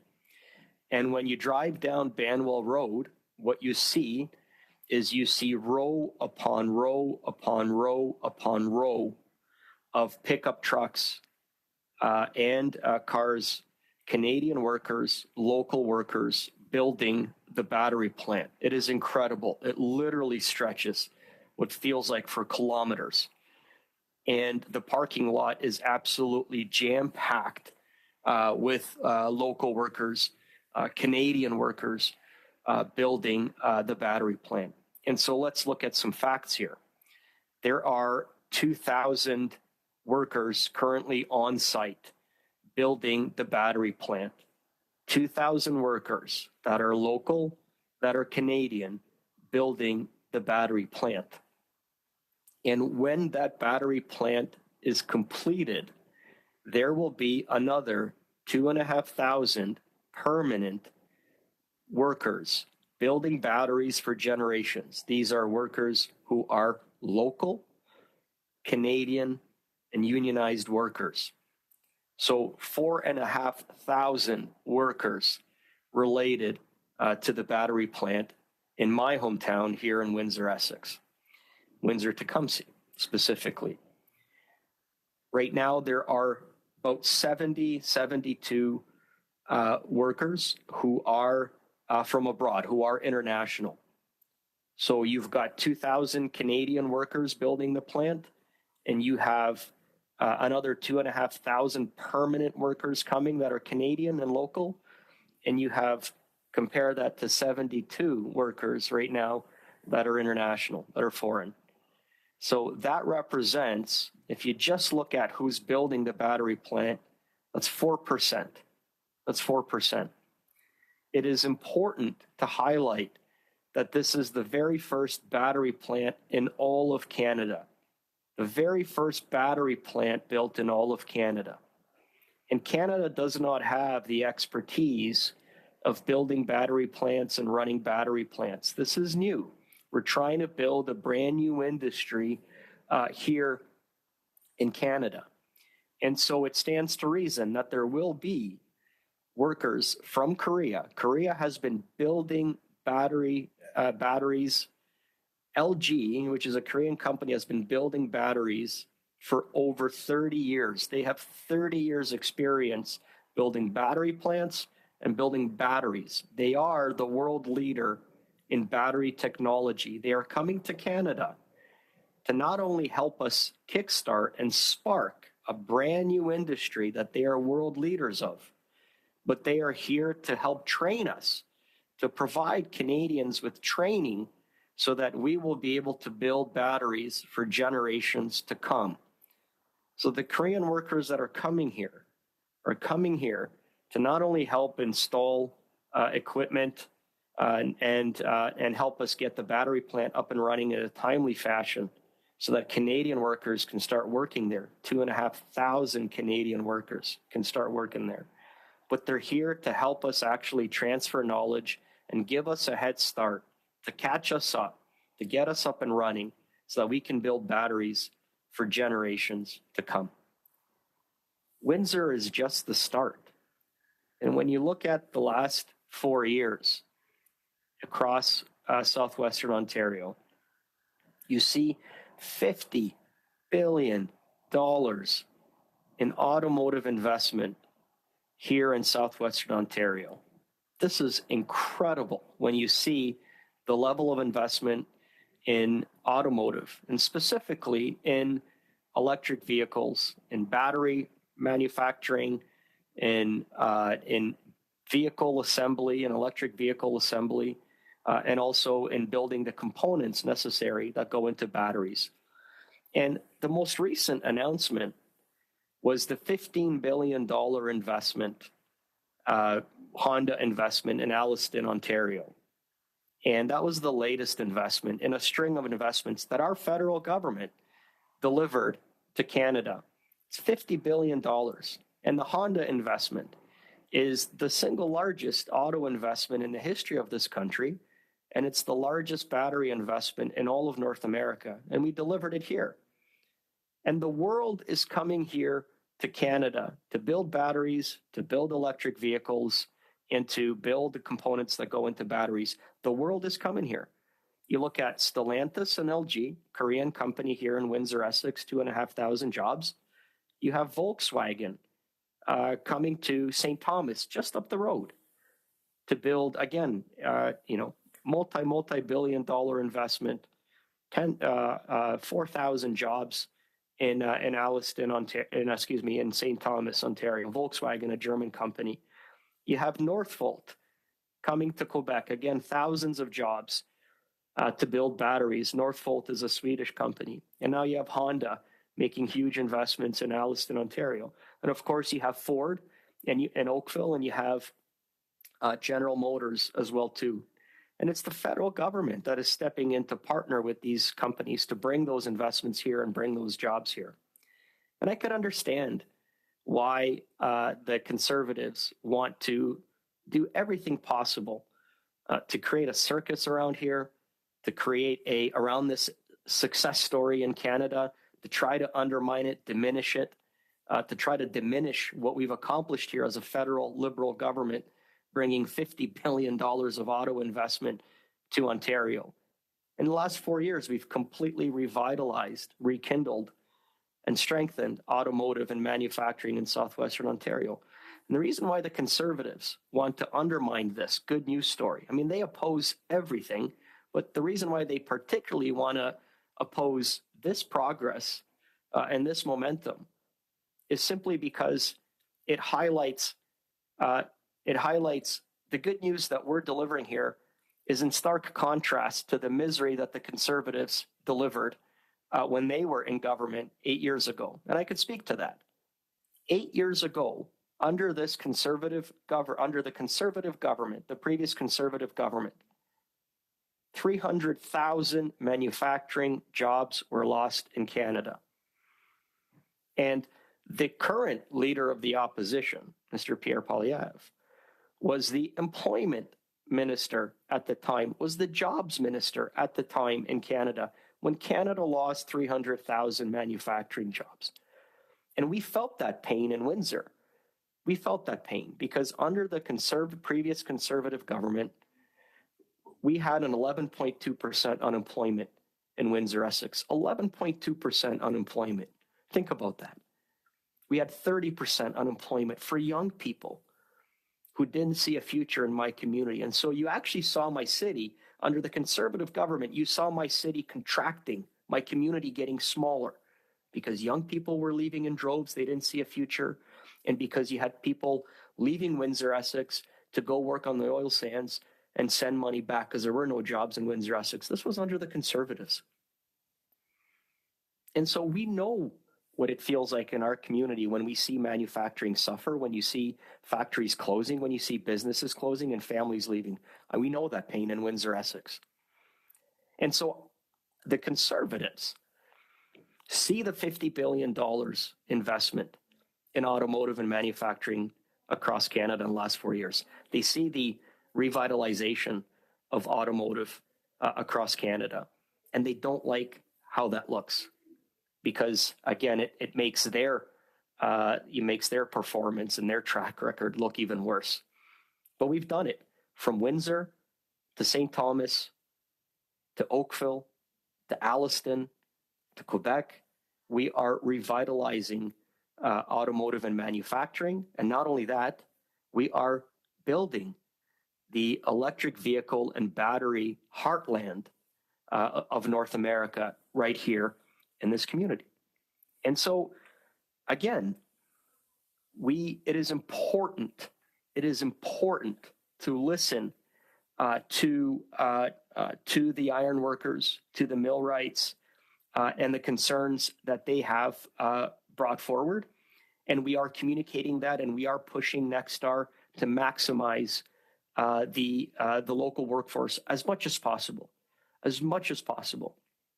We want to go even higher than the 96% right now, where we see 96% of workers are Canadian and local. We want to up that. And so we will continue to push Nexstar to maximize wherever possible. But the solution that the Conservatives are bringing forward here, where we want to open up contracts to the public, contracts, the agreements that we have signed with these companies and these major investors, is absolutely wrong. It's the wrong path. And it undermines all the agreements that we've brought forward, and it undermines business confidence in in Canada, and also it undermines future investment in Canada. And don't take my word for it. Here, I want to read a letter. I want to read a letter into the record here, because this is important.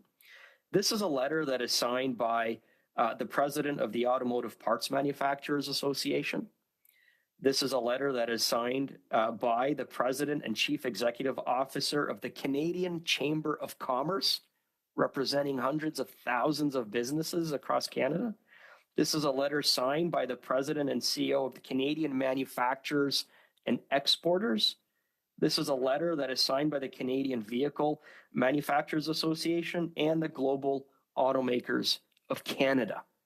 And the letter goes on to state, "Dear committee members, on behalf of Canada's largest manufacturers and employers, we are writing to share our deep concerns regarding the efforts of the Standing Committee on Government Operations and Estimates to release contracts between the federal government and private sector companies. The efforts of this committee to release confidential commercial contracts threaten to reverse Canada's recent progress in winning job-creating investment. Commercial contracts are negotiated in confidence with the federal government and contain proprietary information, competitive strategies, and intellectual property. There is no other competitor jurisdiction that releases confidential commercial contracts. By making these contracts public, the committee would bring into question Canada's adherence to the rules-based trade and investment system on which our economic prosperity depends. Doing so would inflict permanent damage on Canada's welcoming investment climate." Let me repeat that again. Doing so would inflict permanent damage on Canada's welcoming investment climate. Furthermore, the committee risks doing irreparable harm to Canada's investment attraction negotiating positions. Such an action could result in previously negotiated agreements being reopened in competing jurisdictions using the information to undermine Canada's competitiveness for future investments. We urge the committee to protect the rule of law and uphold Canada's well-deserved reputation as a reliable jurisdiction for job-creating investment. Folks, that is unequivocal. Unequivocal. You have the automakers, the manufacturers, the Canadian Chamber of Commerce, all saying that this is a bad move for Canada. This will undermine not just present investment, it will undermine future investment. It will undermine Canada's ability to attract investment and jobs, and it will hand our competitors, jurisdictions in the United States and China and Mexico and elsewhere in Europe, with an advantage. And this is what the Conservative government wants to, or Conservative Party wants to do. And at the end of the day, this impacts workers. This impacts the 2,000 workers building the battery plant in Windsor, the 2,500 workers, Canadian, that will be building batteries for generations to come in Windsor, the thousands of Canadian local workers that will be building batteries in the plant in St. Thomas, in Alliston, in Quebec. This is a wrong path. This is a dead end for Canada. And I honestly cannot believe that the Conservatives are ignoring the letter signed by the Chamber of Commerce, by the parts manufacturers, and the car makers. And they're willfully ignoring it because they will do everything possible that they can to diminish the good news story, which is $50 billion of automotive investment in this country, and literally within a few hours drive from Windsor. I mean, this is incredibly dangerous what the Conservatives are proposing here. And it's not just the business community. We had Lana Payne, the president of the largest the largest union in Canada, Unifor, saying that this is ridiculous, that this is nothing but a circus that the Conservatives are trying to drum up here, that this is trying to undermine confidence in these investments. You had the president, Lana Payne of Unifor, publicly stating that this is a wrong move. And you had the president of Dave Cassidy, who's the president of Local 444, who represents 5,000 Stellantis workers in Windsor, that represents 20,000 retirees in Windsor, coming to Ottawa, coming in front of the mic and doing a national press conference where he stated that this is nothing, and I quote, but political hay. This is nothing but a circus, and it undermines the real work that we're doing, bringing investment, auto investment, and jobs to communities like mine. And so you've got the business community saying this is wrong and dangerous. You have Unifor saying this is wrong and dangerous, the folks that represent the workers. And so, no, I will not support this motion where this is going, because I want to listen to, rather than, no offense, Mr. Perkins, but rather than listening to you, I'd rather listen to the folks representing the workers, and I'd rather listen to the folks representing hundreds of thousands of businesses and manufacturers in Canada, that this is simply wrong, that this is egregious.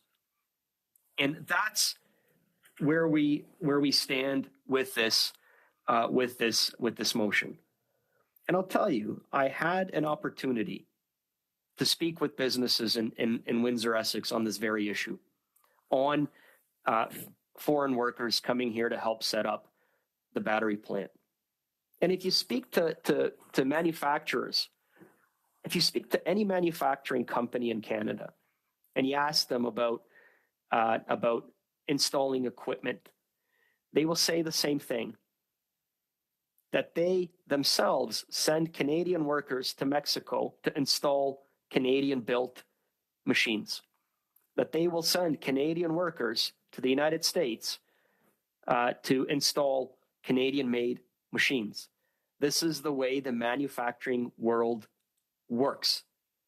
And when we install CANDU reactors abroad in other countries, and when we will be installing small modular nuclear reactors in countries and other countries, Canadian machines, Canadian equipment, you absolutely bet your bottom dollar that you will have Canadian workers traveling to Korea, installing CANDU reactors, installing equipment. You will have Canadian workers traveling to the United States, installing Canadian equipment.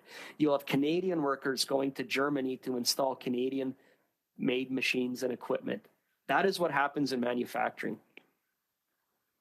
That is what happens in manufacturing. That is standard operating procedure in manufacturing, especially when some of that equipment is proprietary, especially when some of that equipment, if you don't have those specialized workers installing it, the warranty on that machinery is invalidated. I mean, this is so common. And you talk to every manufacturer, this is common practice. And so where there are instances, so out of those 72 folks from Korea that are here, they are coming here to install proprietary equipment. They are coming here to supervise. They are coming here because they have know-how, and they're sharing 30 years of expertise with us, and they're training Canadian workers. There are Canadian workers right now in Windsor who are traveling to Poland to be trained at the LG battery plant in Wrocław in Poland. There's Canadian workers, as we speak, they're being trained, and there's a knowledge transfer that is taking place. Where there is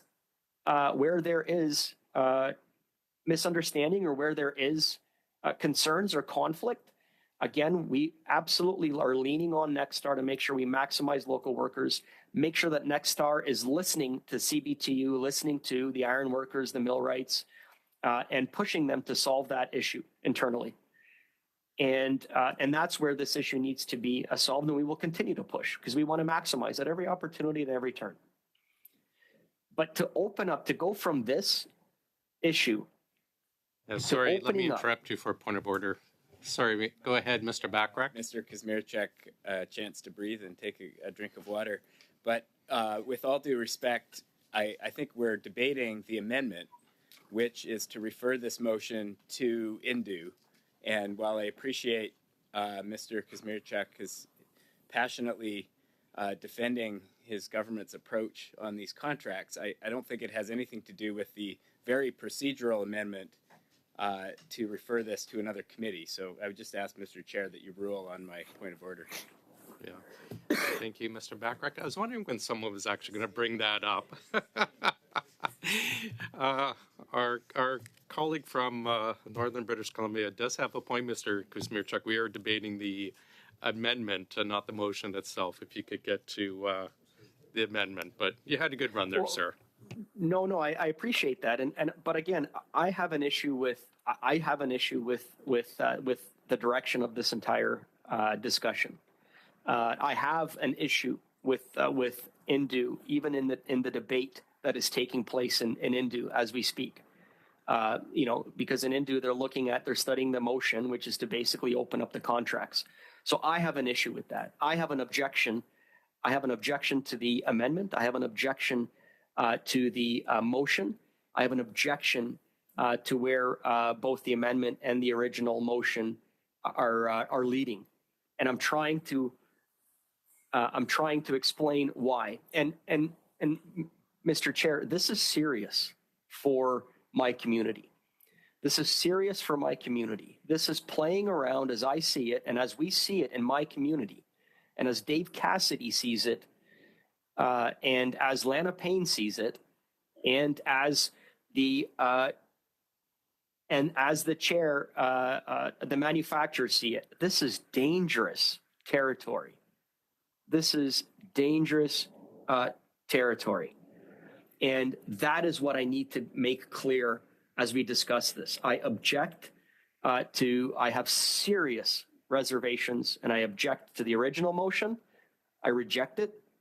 And I have serious concerns with the amendment as well, too, because, again, I object to where both of those are leading. It's a fundamental principle. And, again, I just don't understand. I just don't understand why you can have the president of Unifor, the largest union in Canada, saying that this is wrong and egregious. How you can have the president of our local Unifor 444, who represents auto workers in Windsor, saying that this is political theater, this is political hay, this is egregious, and this is wrong. And how you could have the CEO and the president of the parts manufacturers, the automakers, the Chamber of Commerce saying this is egregious, this is wrong, and this is dangerous. And we could still be having as a committee, and we're completely ignoring all of those voices from labor and industry, and we're listening to Mr. Perkins. But we choose to listen to Mr. Perkins and Mr. Genuis and entertain their dangerous motion. I don't understand how we can do that. I really don't understand how we could do that. And this is a serious motion, because this is a motion that undermines the very hard work of the last 4 years to beat out other jurisdictions that were going after these investments, that were leaving no stone unturned, that were fighting tooth and nail to land these battery plants. And we won those investments. Those were hard-won investments. And in a lot of those investments, they were photo finishes. It was very close with other jurisdictions. Mr. Kuzmierczak, we were losing you there for a moment. You seem to come back. Go ahead. And so again, I take serious issue with the fact that this is something that was brought up at Industry Committee before the Christmas break. And Mr. Perkins tried as hard as he possibly could, to get this through. And it was dangerous then, and it is dangerous now. And so to me, it's a matter of principle. And the fact that he failed at Industry to get this through. And so now he's knocking on another door and seeing that if he can get it through this committee, he wants to try a different door, see if he can get this through another committee, and use this committee as well to basically try to undermine and diminish the Honda announcement and the $50 billion of announcement by trying to raise this issue. And I would say that it is absolutely important for us to reject that here, to put a stop to this here, to end this circus here is what I want to see, because these are real jobs that are impacted. These are real jobs that are impacted in my community, and this is something that we absolutely. I can tell you that this is something that our Prime Minister has stated directly. Is meeting with the CBTU, is having those important conversations. We are having those conversations with Nexstar. We are pushing to maximize local workers wherever possible. But the facts speak for themselves in Windsor. 2,000 Canadian local workers building that battery plant as we speak. 70 Korean workers helping out to make sure that we transfer that knowledge, to train our workers, to make sure that the plant is up and running as quickly as possible, so that 2,500 local Canadian unionized workers can begin building batteries for the North America market for generations to come. This matters.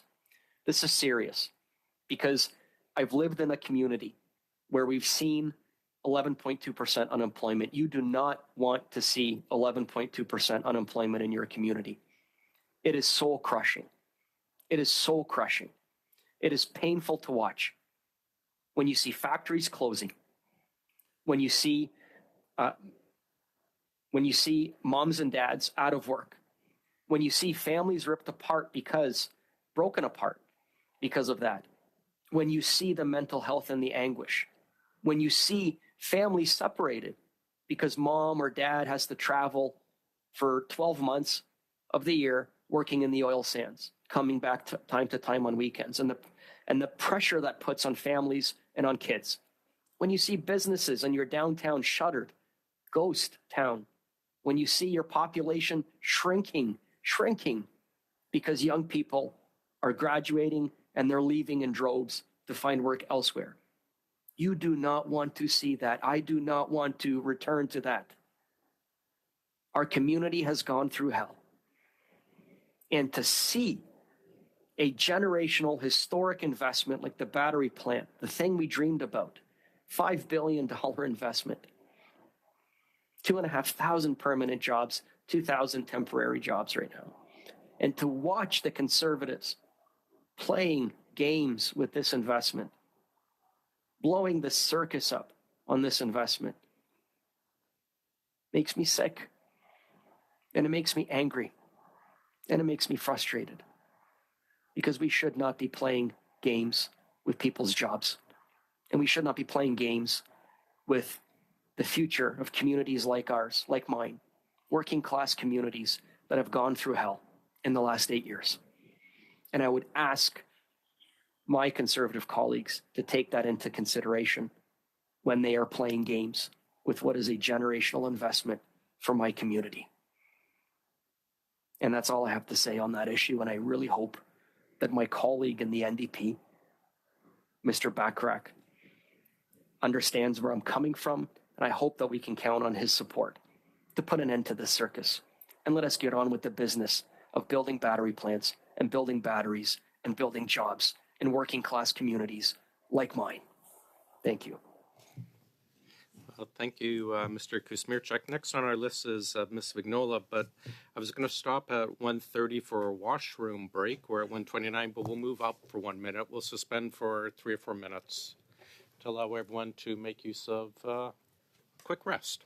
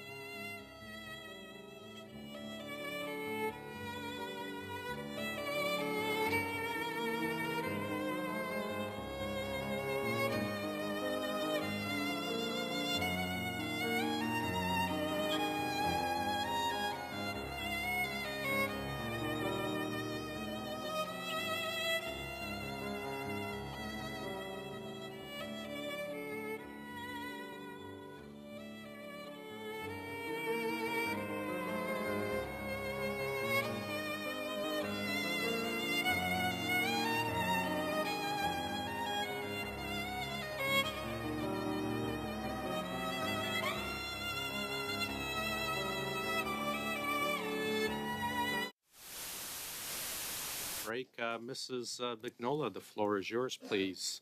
On the Merci beaucoup. Thank you very much. I will be very brief. I will leave some time to my colleagues so they can put on their earpieces. All right, I will be brief. I agree with the amendment. I fully understand that my colleague to the right is saying that the industry has a lot to do right now. So if there's going to be a bill that has to be looked at between now and December, government operations has a lot to do right now. We have a lot of studies on the floor that have been pending. It's time we tabled our reports on those studies. And so I would agree with the fact that we should remit to industry a topic that is of its purview. And even if we were going to look at it here, we would have to wait for quite some time before we actually got to studying this motion. As for the main motion, very quickly, just before Christmas in November and December, we talked about it at about 4 or 5 meetings. So we're just repeating ourselves here. And if you're going to think of Groundhog Day, well, obviously spring wasn't in the air. So I think that we should try to come to some agreement and that it shouldn't take 5 meetings. Thank you. Backrack. So, Mr. Chair, we're still on the amendment, correct? I think that this is worthy of a study. And to echo my colleague, Ms. Vignola's comments, OGGO is currently preoccupied with other topics. I would love to see us get to a report on the rural postal delivery study we're currently conducting. And we're still waiting for the president of Canada Post to come and share some insights with the committee. So the intention here is to send it off to Indu and have them decide whether they want to conduct a study. And in my view, the best way to go about it would be to invite the relevant ministers, to invite the labor unions, to invite the companies involved, and to find out whether there's a justification for making these contracts public. I do think that that comes with a degree of risk, and as has been mentioned by my colleagues, and at the same time, the questions about Canadian jobs are valid ones, and I think they deserve a thorough airing before the committee. But I would prefer that OGGO not become sort of a catch-all for these emerging issues where we sideline the rest of our work to take on stuff that other committees can't fit into their schedule, because of course we have a work plan of our own. And in my view, I believe that it's better suited at Indu, which is why I made the amendment in the first place. So I'm happy to vote on it. I'm not going to speak at length like some of my colleagues have, but this is an important issue, and there are a lot. See, I was just filibustering until my colleague came into the room. I'll leave it at that, Mr. Chair, in the hope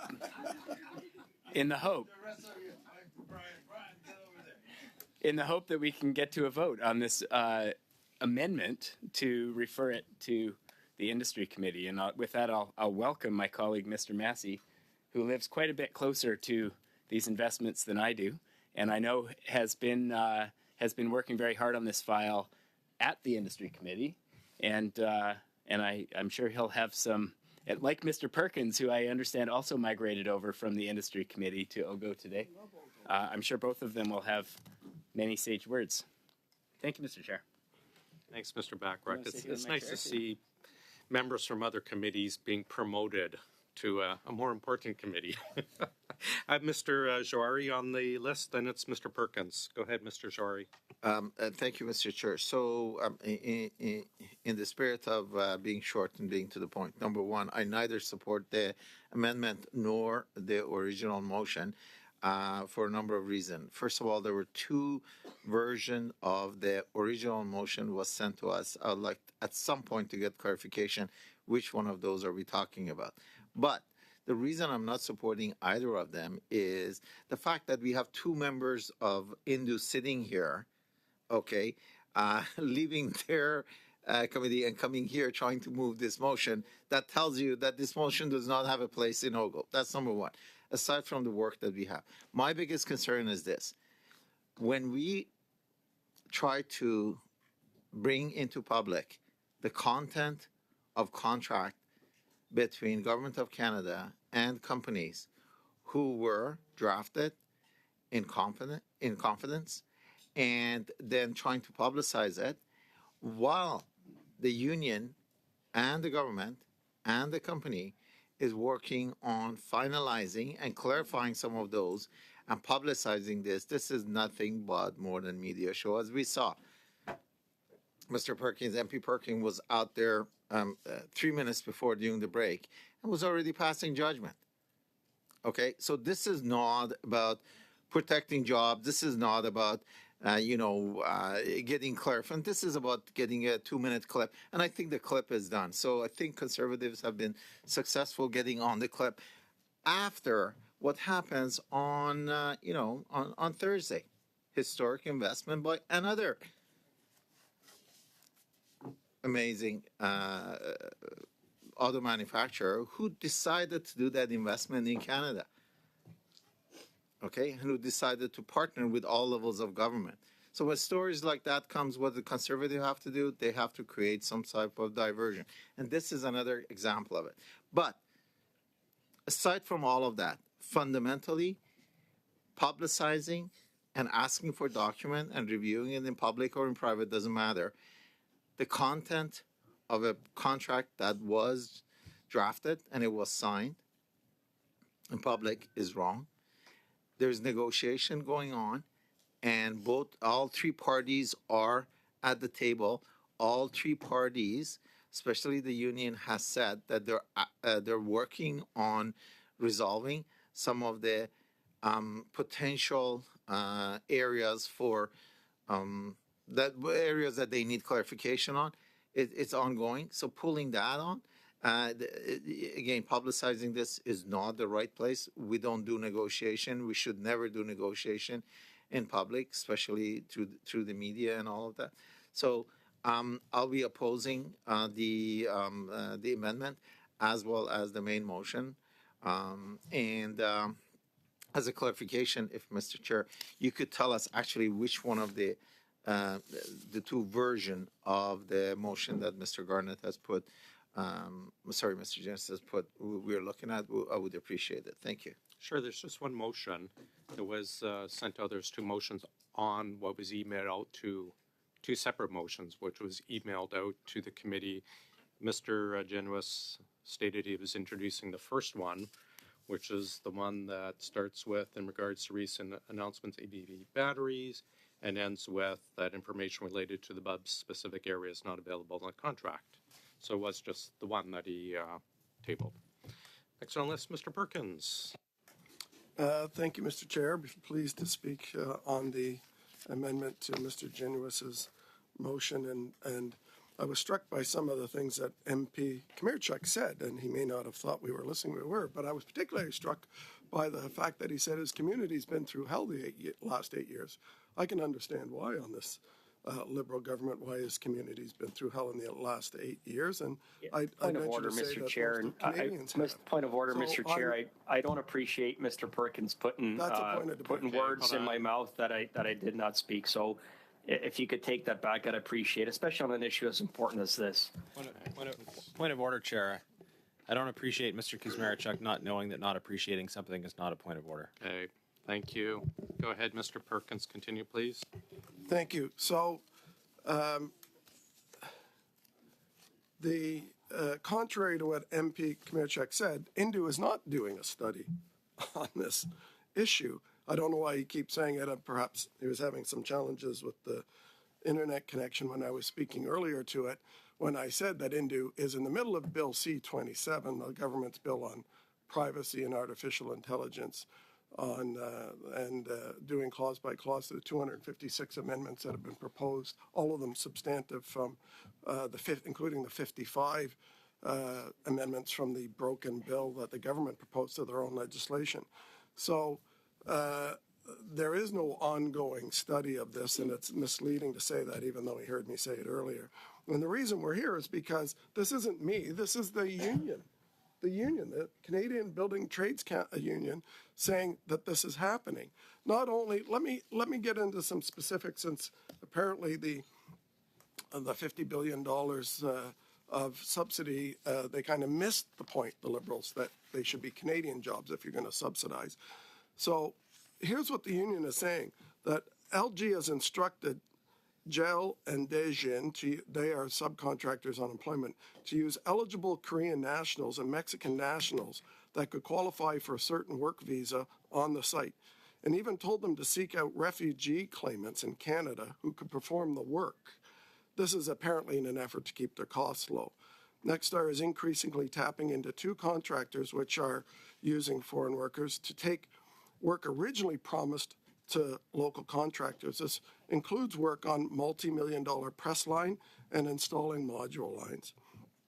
CBTU has said and told folks that they have lots of proof that foreign workers are performing this unspecialized work, that they have unionized members or unemployed that could be doing this. In fact, after the Prime Minister met with Nexstar on March 14th, the union actually amped up their hiring of foreign workers after talking to him. So be curious as to what was discussed in that meeting, that they felt after meeting the Prime Minister, they could actually hire more foreign workers for the construction. And there is no pause going on, as was claimed. That's the reason the union wrote this letter. There is no pause. In fact, they've got to the point where they're frustrated. And even after the threat of going to the media, they had yet another meeting, the union did, with management to try and get an MOU, an understanding on not having foreign replacement workers. These are workers, just to be clear, that Canadians can be hired for, that are available for work, but are being replaced by people not from Canada. That's generally known as a foreign person coming in to replace workers in Canada, a foreign replacement worker. And that is what's happening by this plant. The government's clearly, if they believe they have the contract, says that they can only hire Canadians or a limited number. I can tell you, at one point, Nexstar said they were going to hire 600 full-time foreign replacement workers in the running of the plant, and Nexstar also said they would have up to 1,000 foreign replacement workers. That was in the media. They changed their tune once they started to get public pressure by this committee and others. So the issue is that this is a real issue. It's not something that the government says conservatives are making up. This is the letter from the union. Perhaps they didn't hear it. I could read it again, Mr. Chair, if just in case some of the members' earpieces weren't working. I'll leave that. But if you don't know this, this is the Government of Canada's website. Material handler for the plant. Language is needed. Korean. This is the Government of Canada's own website, and it says who can apply. Candidates with or without a valid Canadian work permit. That's on the Government of Canada's website. Nexstar Energy, recognize the logo? A general affairs specialist, hardly some specialized worker from Korea that needs to come here. It's a, let's see, the state of the general affairs specialist. You will be responsible for various aspects of the company's operations, providing administrative and organizational support. Your tasks will be related to the efficient functioning of the office and ensuring smooth and daily operations of the company. Responsibilities, it says here: office management and organization, correspondence handling and mail management, coordination of meetings and events, administrative support for various departments, document management and archiving, managing office supplies and inventory. These are really specialized tools that only Koreans have. Support HR and recruitment and training, building and managing positive relationship with vendors and clients, assisting with travel arrangements for employees, ensuring compliance with safety and company policies, requirements, experience in a similar role or related field, strong organizational and multitasking skills, excellent verbal and written skills. They sound like very specialized, unique things that you can only find in South Korea. Fluency in Korean. Fluency in Korean. But that's not all, Mr. Chair. Another general affairs specialist. Similar types of things. More office management. A separate posting by Nexstar. Korean preferred. Material handler. Asset. Korean. General affairs specialist requires fluency in Korean. Electrode quality engineer. Bilingual in English and Korean. module production planner, English and Korean proficiency, quality management systems, global experience preferred, module production technician, language requirement. Oh, let's read and write in English. Hey, we found one. Cell electrode quality engineer, bilingual in English and Korean. It goes on and on and on. Now, MP Kamirchuk clearly isn't looking at the job sites when he is making this defense of his government, which I understand why he's doing. He's embarrassed. He's embarrassed by the fact that his government didn't think to put the words employ Canadians when they made this commitment. He's embarrassed by the fact that the company has said they're going to hire up to 1,000 construction workers that are from outside the specialists. 1,000. So 600 Canadians, 1,000 foreign workers. I guess it takes 1,000 specialized people to oversee 600 general construction workers. And 500 to 600 permanent workers from Korea out of 2,500. This is not some sort of one or two here. This is a serious issue. This is $15 billion in taxpayer production subsidies in this plant. This is $500 million in construction costs from the taxpayer being paid. If you're going to do business with the government of Canada and you're going to suck all this government taxpayer money, Volkswagen, Stellantis, Northvolt, Honda, if you're going to take that money, you better be prepared for some public scrutiny. You better be prepared to prove that you're hiring Canadians. And it's beyond me why the NDP does not want clarity on this. The motion at the Industry Committee, by the way, for those of you who don't watch the clock, ended an hour ago. That's why people are here. Ended an hour ago. That motion was only to have the ministers appear. It wasn't to actually have the contract. It wasn't there to have the contract released. Order, please. The contract to be released. I'd love to have the union to come. Yeah. Then let's have him here. Mr. Let's have him here. Massey, Mr. Perkins. I have the floor. Mr. Perkins, please continue. Why won't you release the contracts? What's wrong with it? Why are you afraid to release the job conditions in the contracts? Because there is no Canadian requirement for Canadian jobs in those contracts. And again, I look around the table. Only one person here at this table has read the contracts, and it isn't anyone on the government side or Mr. Kamirchuk, who's sitting in wherever he's sitting, attending this committee. And it isn't, to be fair, my colleagues. I've read the contracts, and there's no government commitment requirement in that contract. I can tell you what's not in it. I can't tell you what's in it, but I can tell you what's not in it. A commitment that the jobs have to be Canadian. That's why we need to have this done. This is the union saying this stuff is happening. I don't understand why the NDP Liberals don't want to get the clarity of the contracts. Why don't they want to get clarity of the contracts? Release them. Colleagues, Mr. Perkins, I'm going to interrupt. We're running out of resources, and because of the continual interruption, I'm going to suspend for question period. Clerk is going to contact everyone for a continuation of this meeting after we are suspended.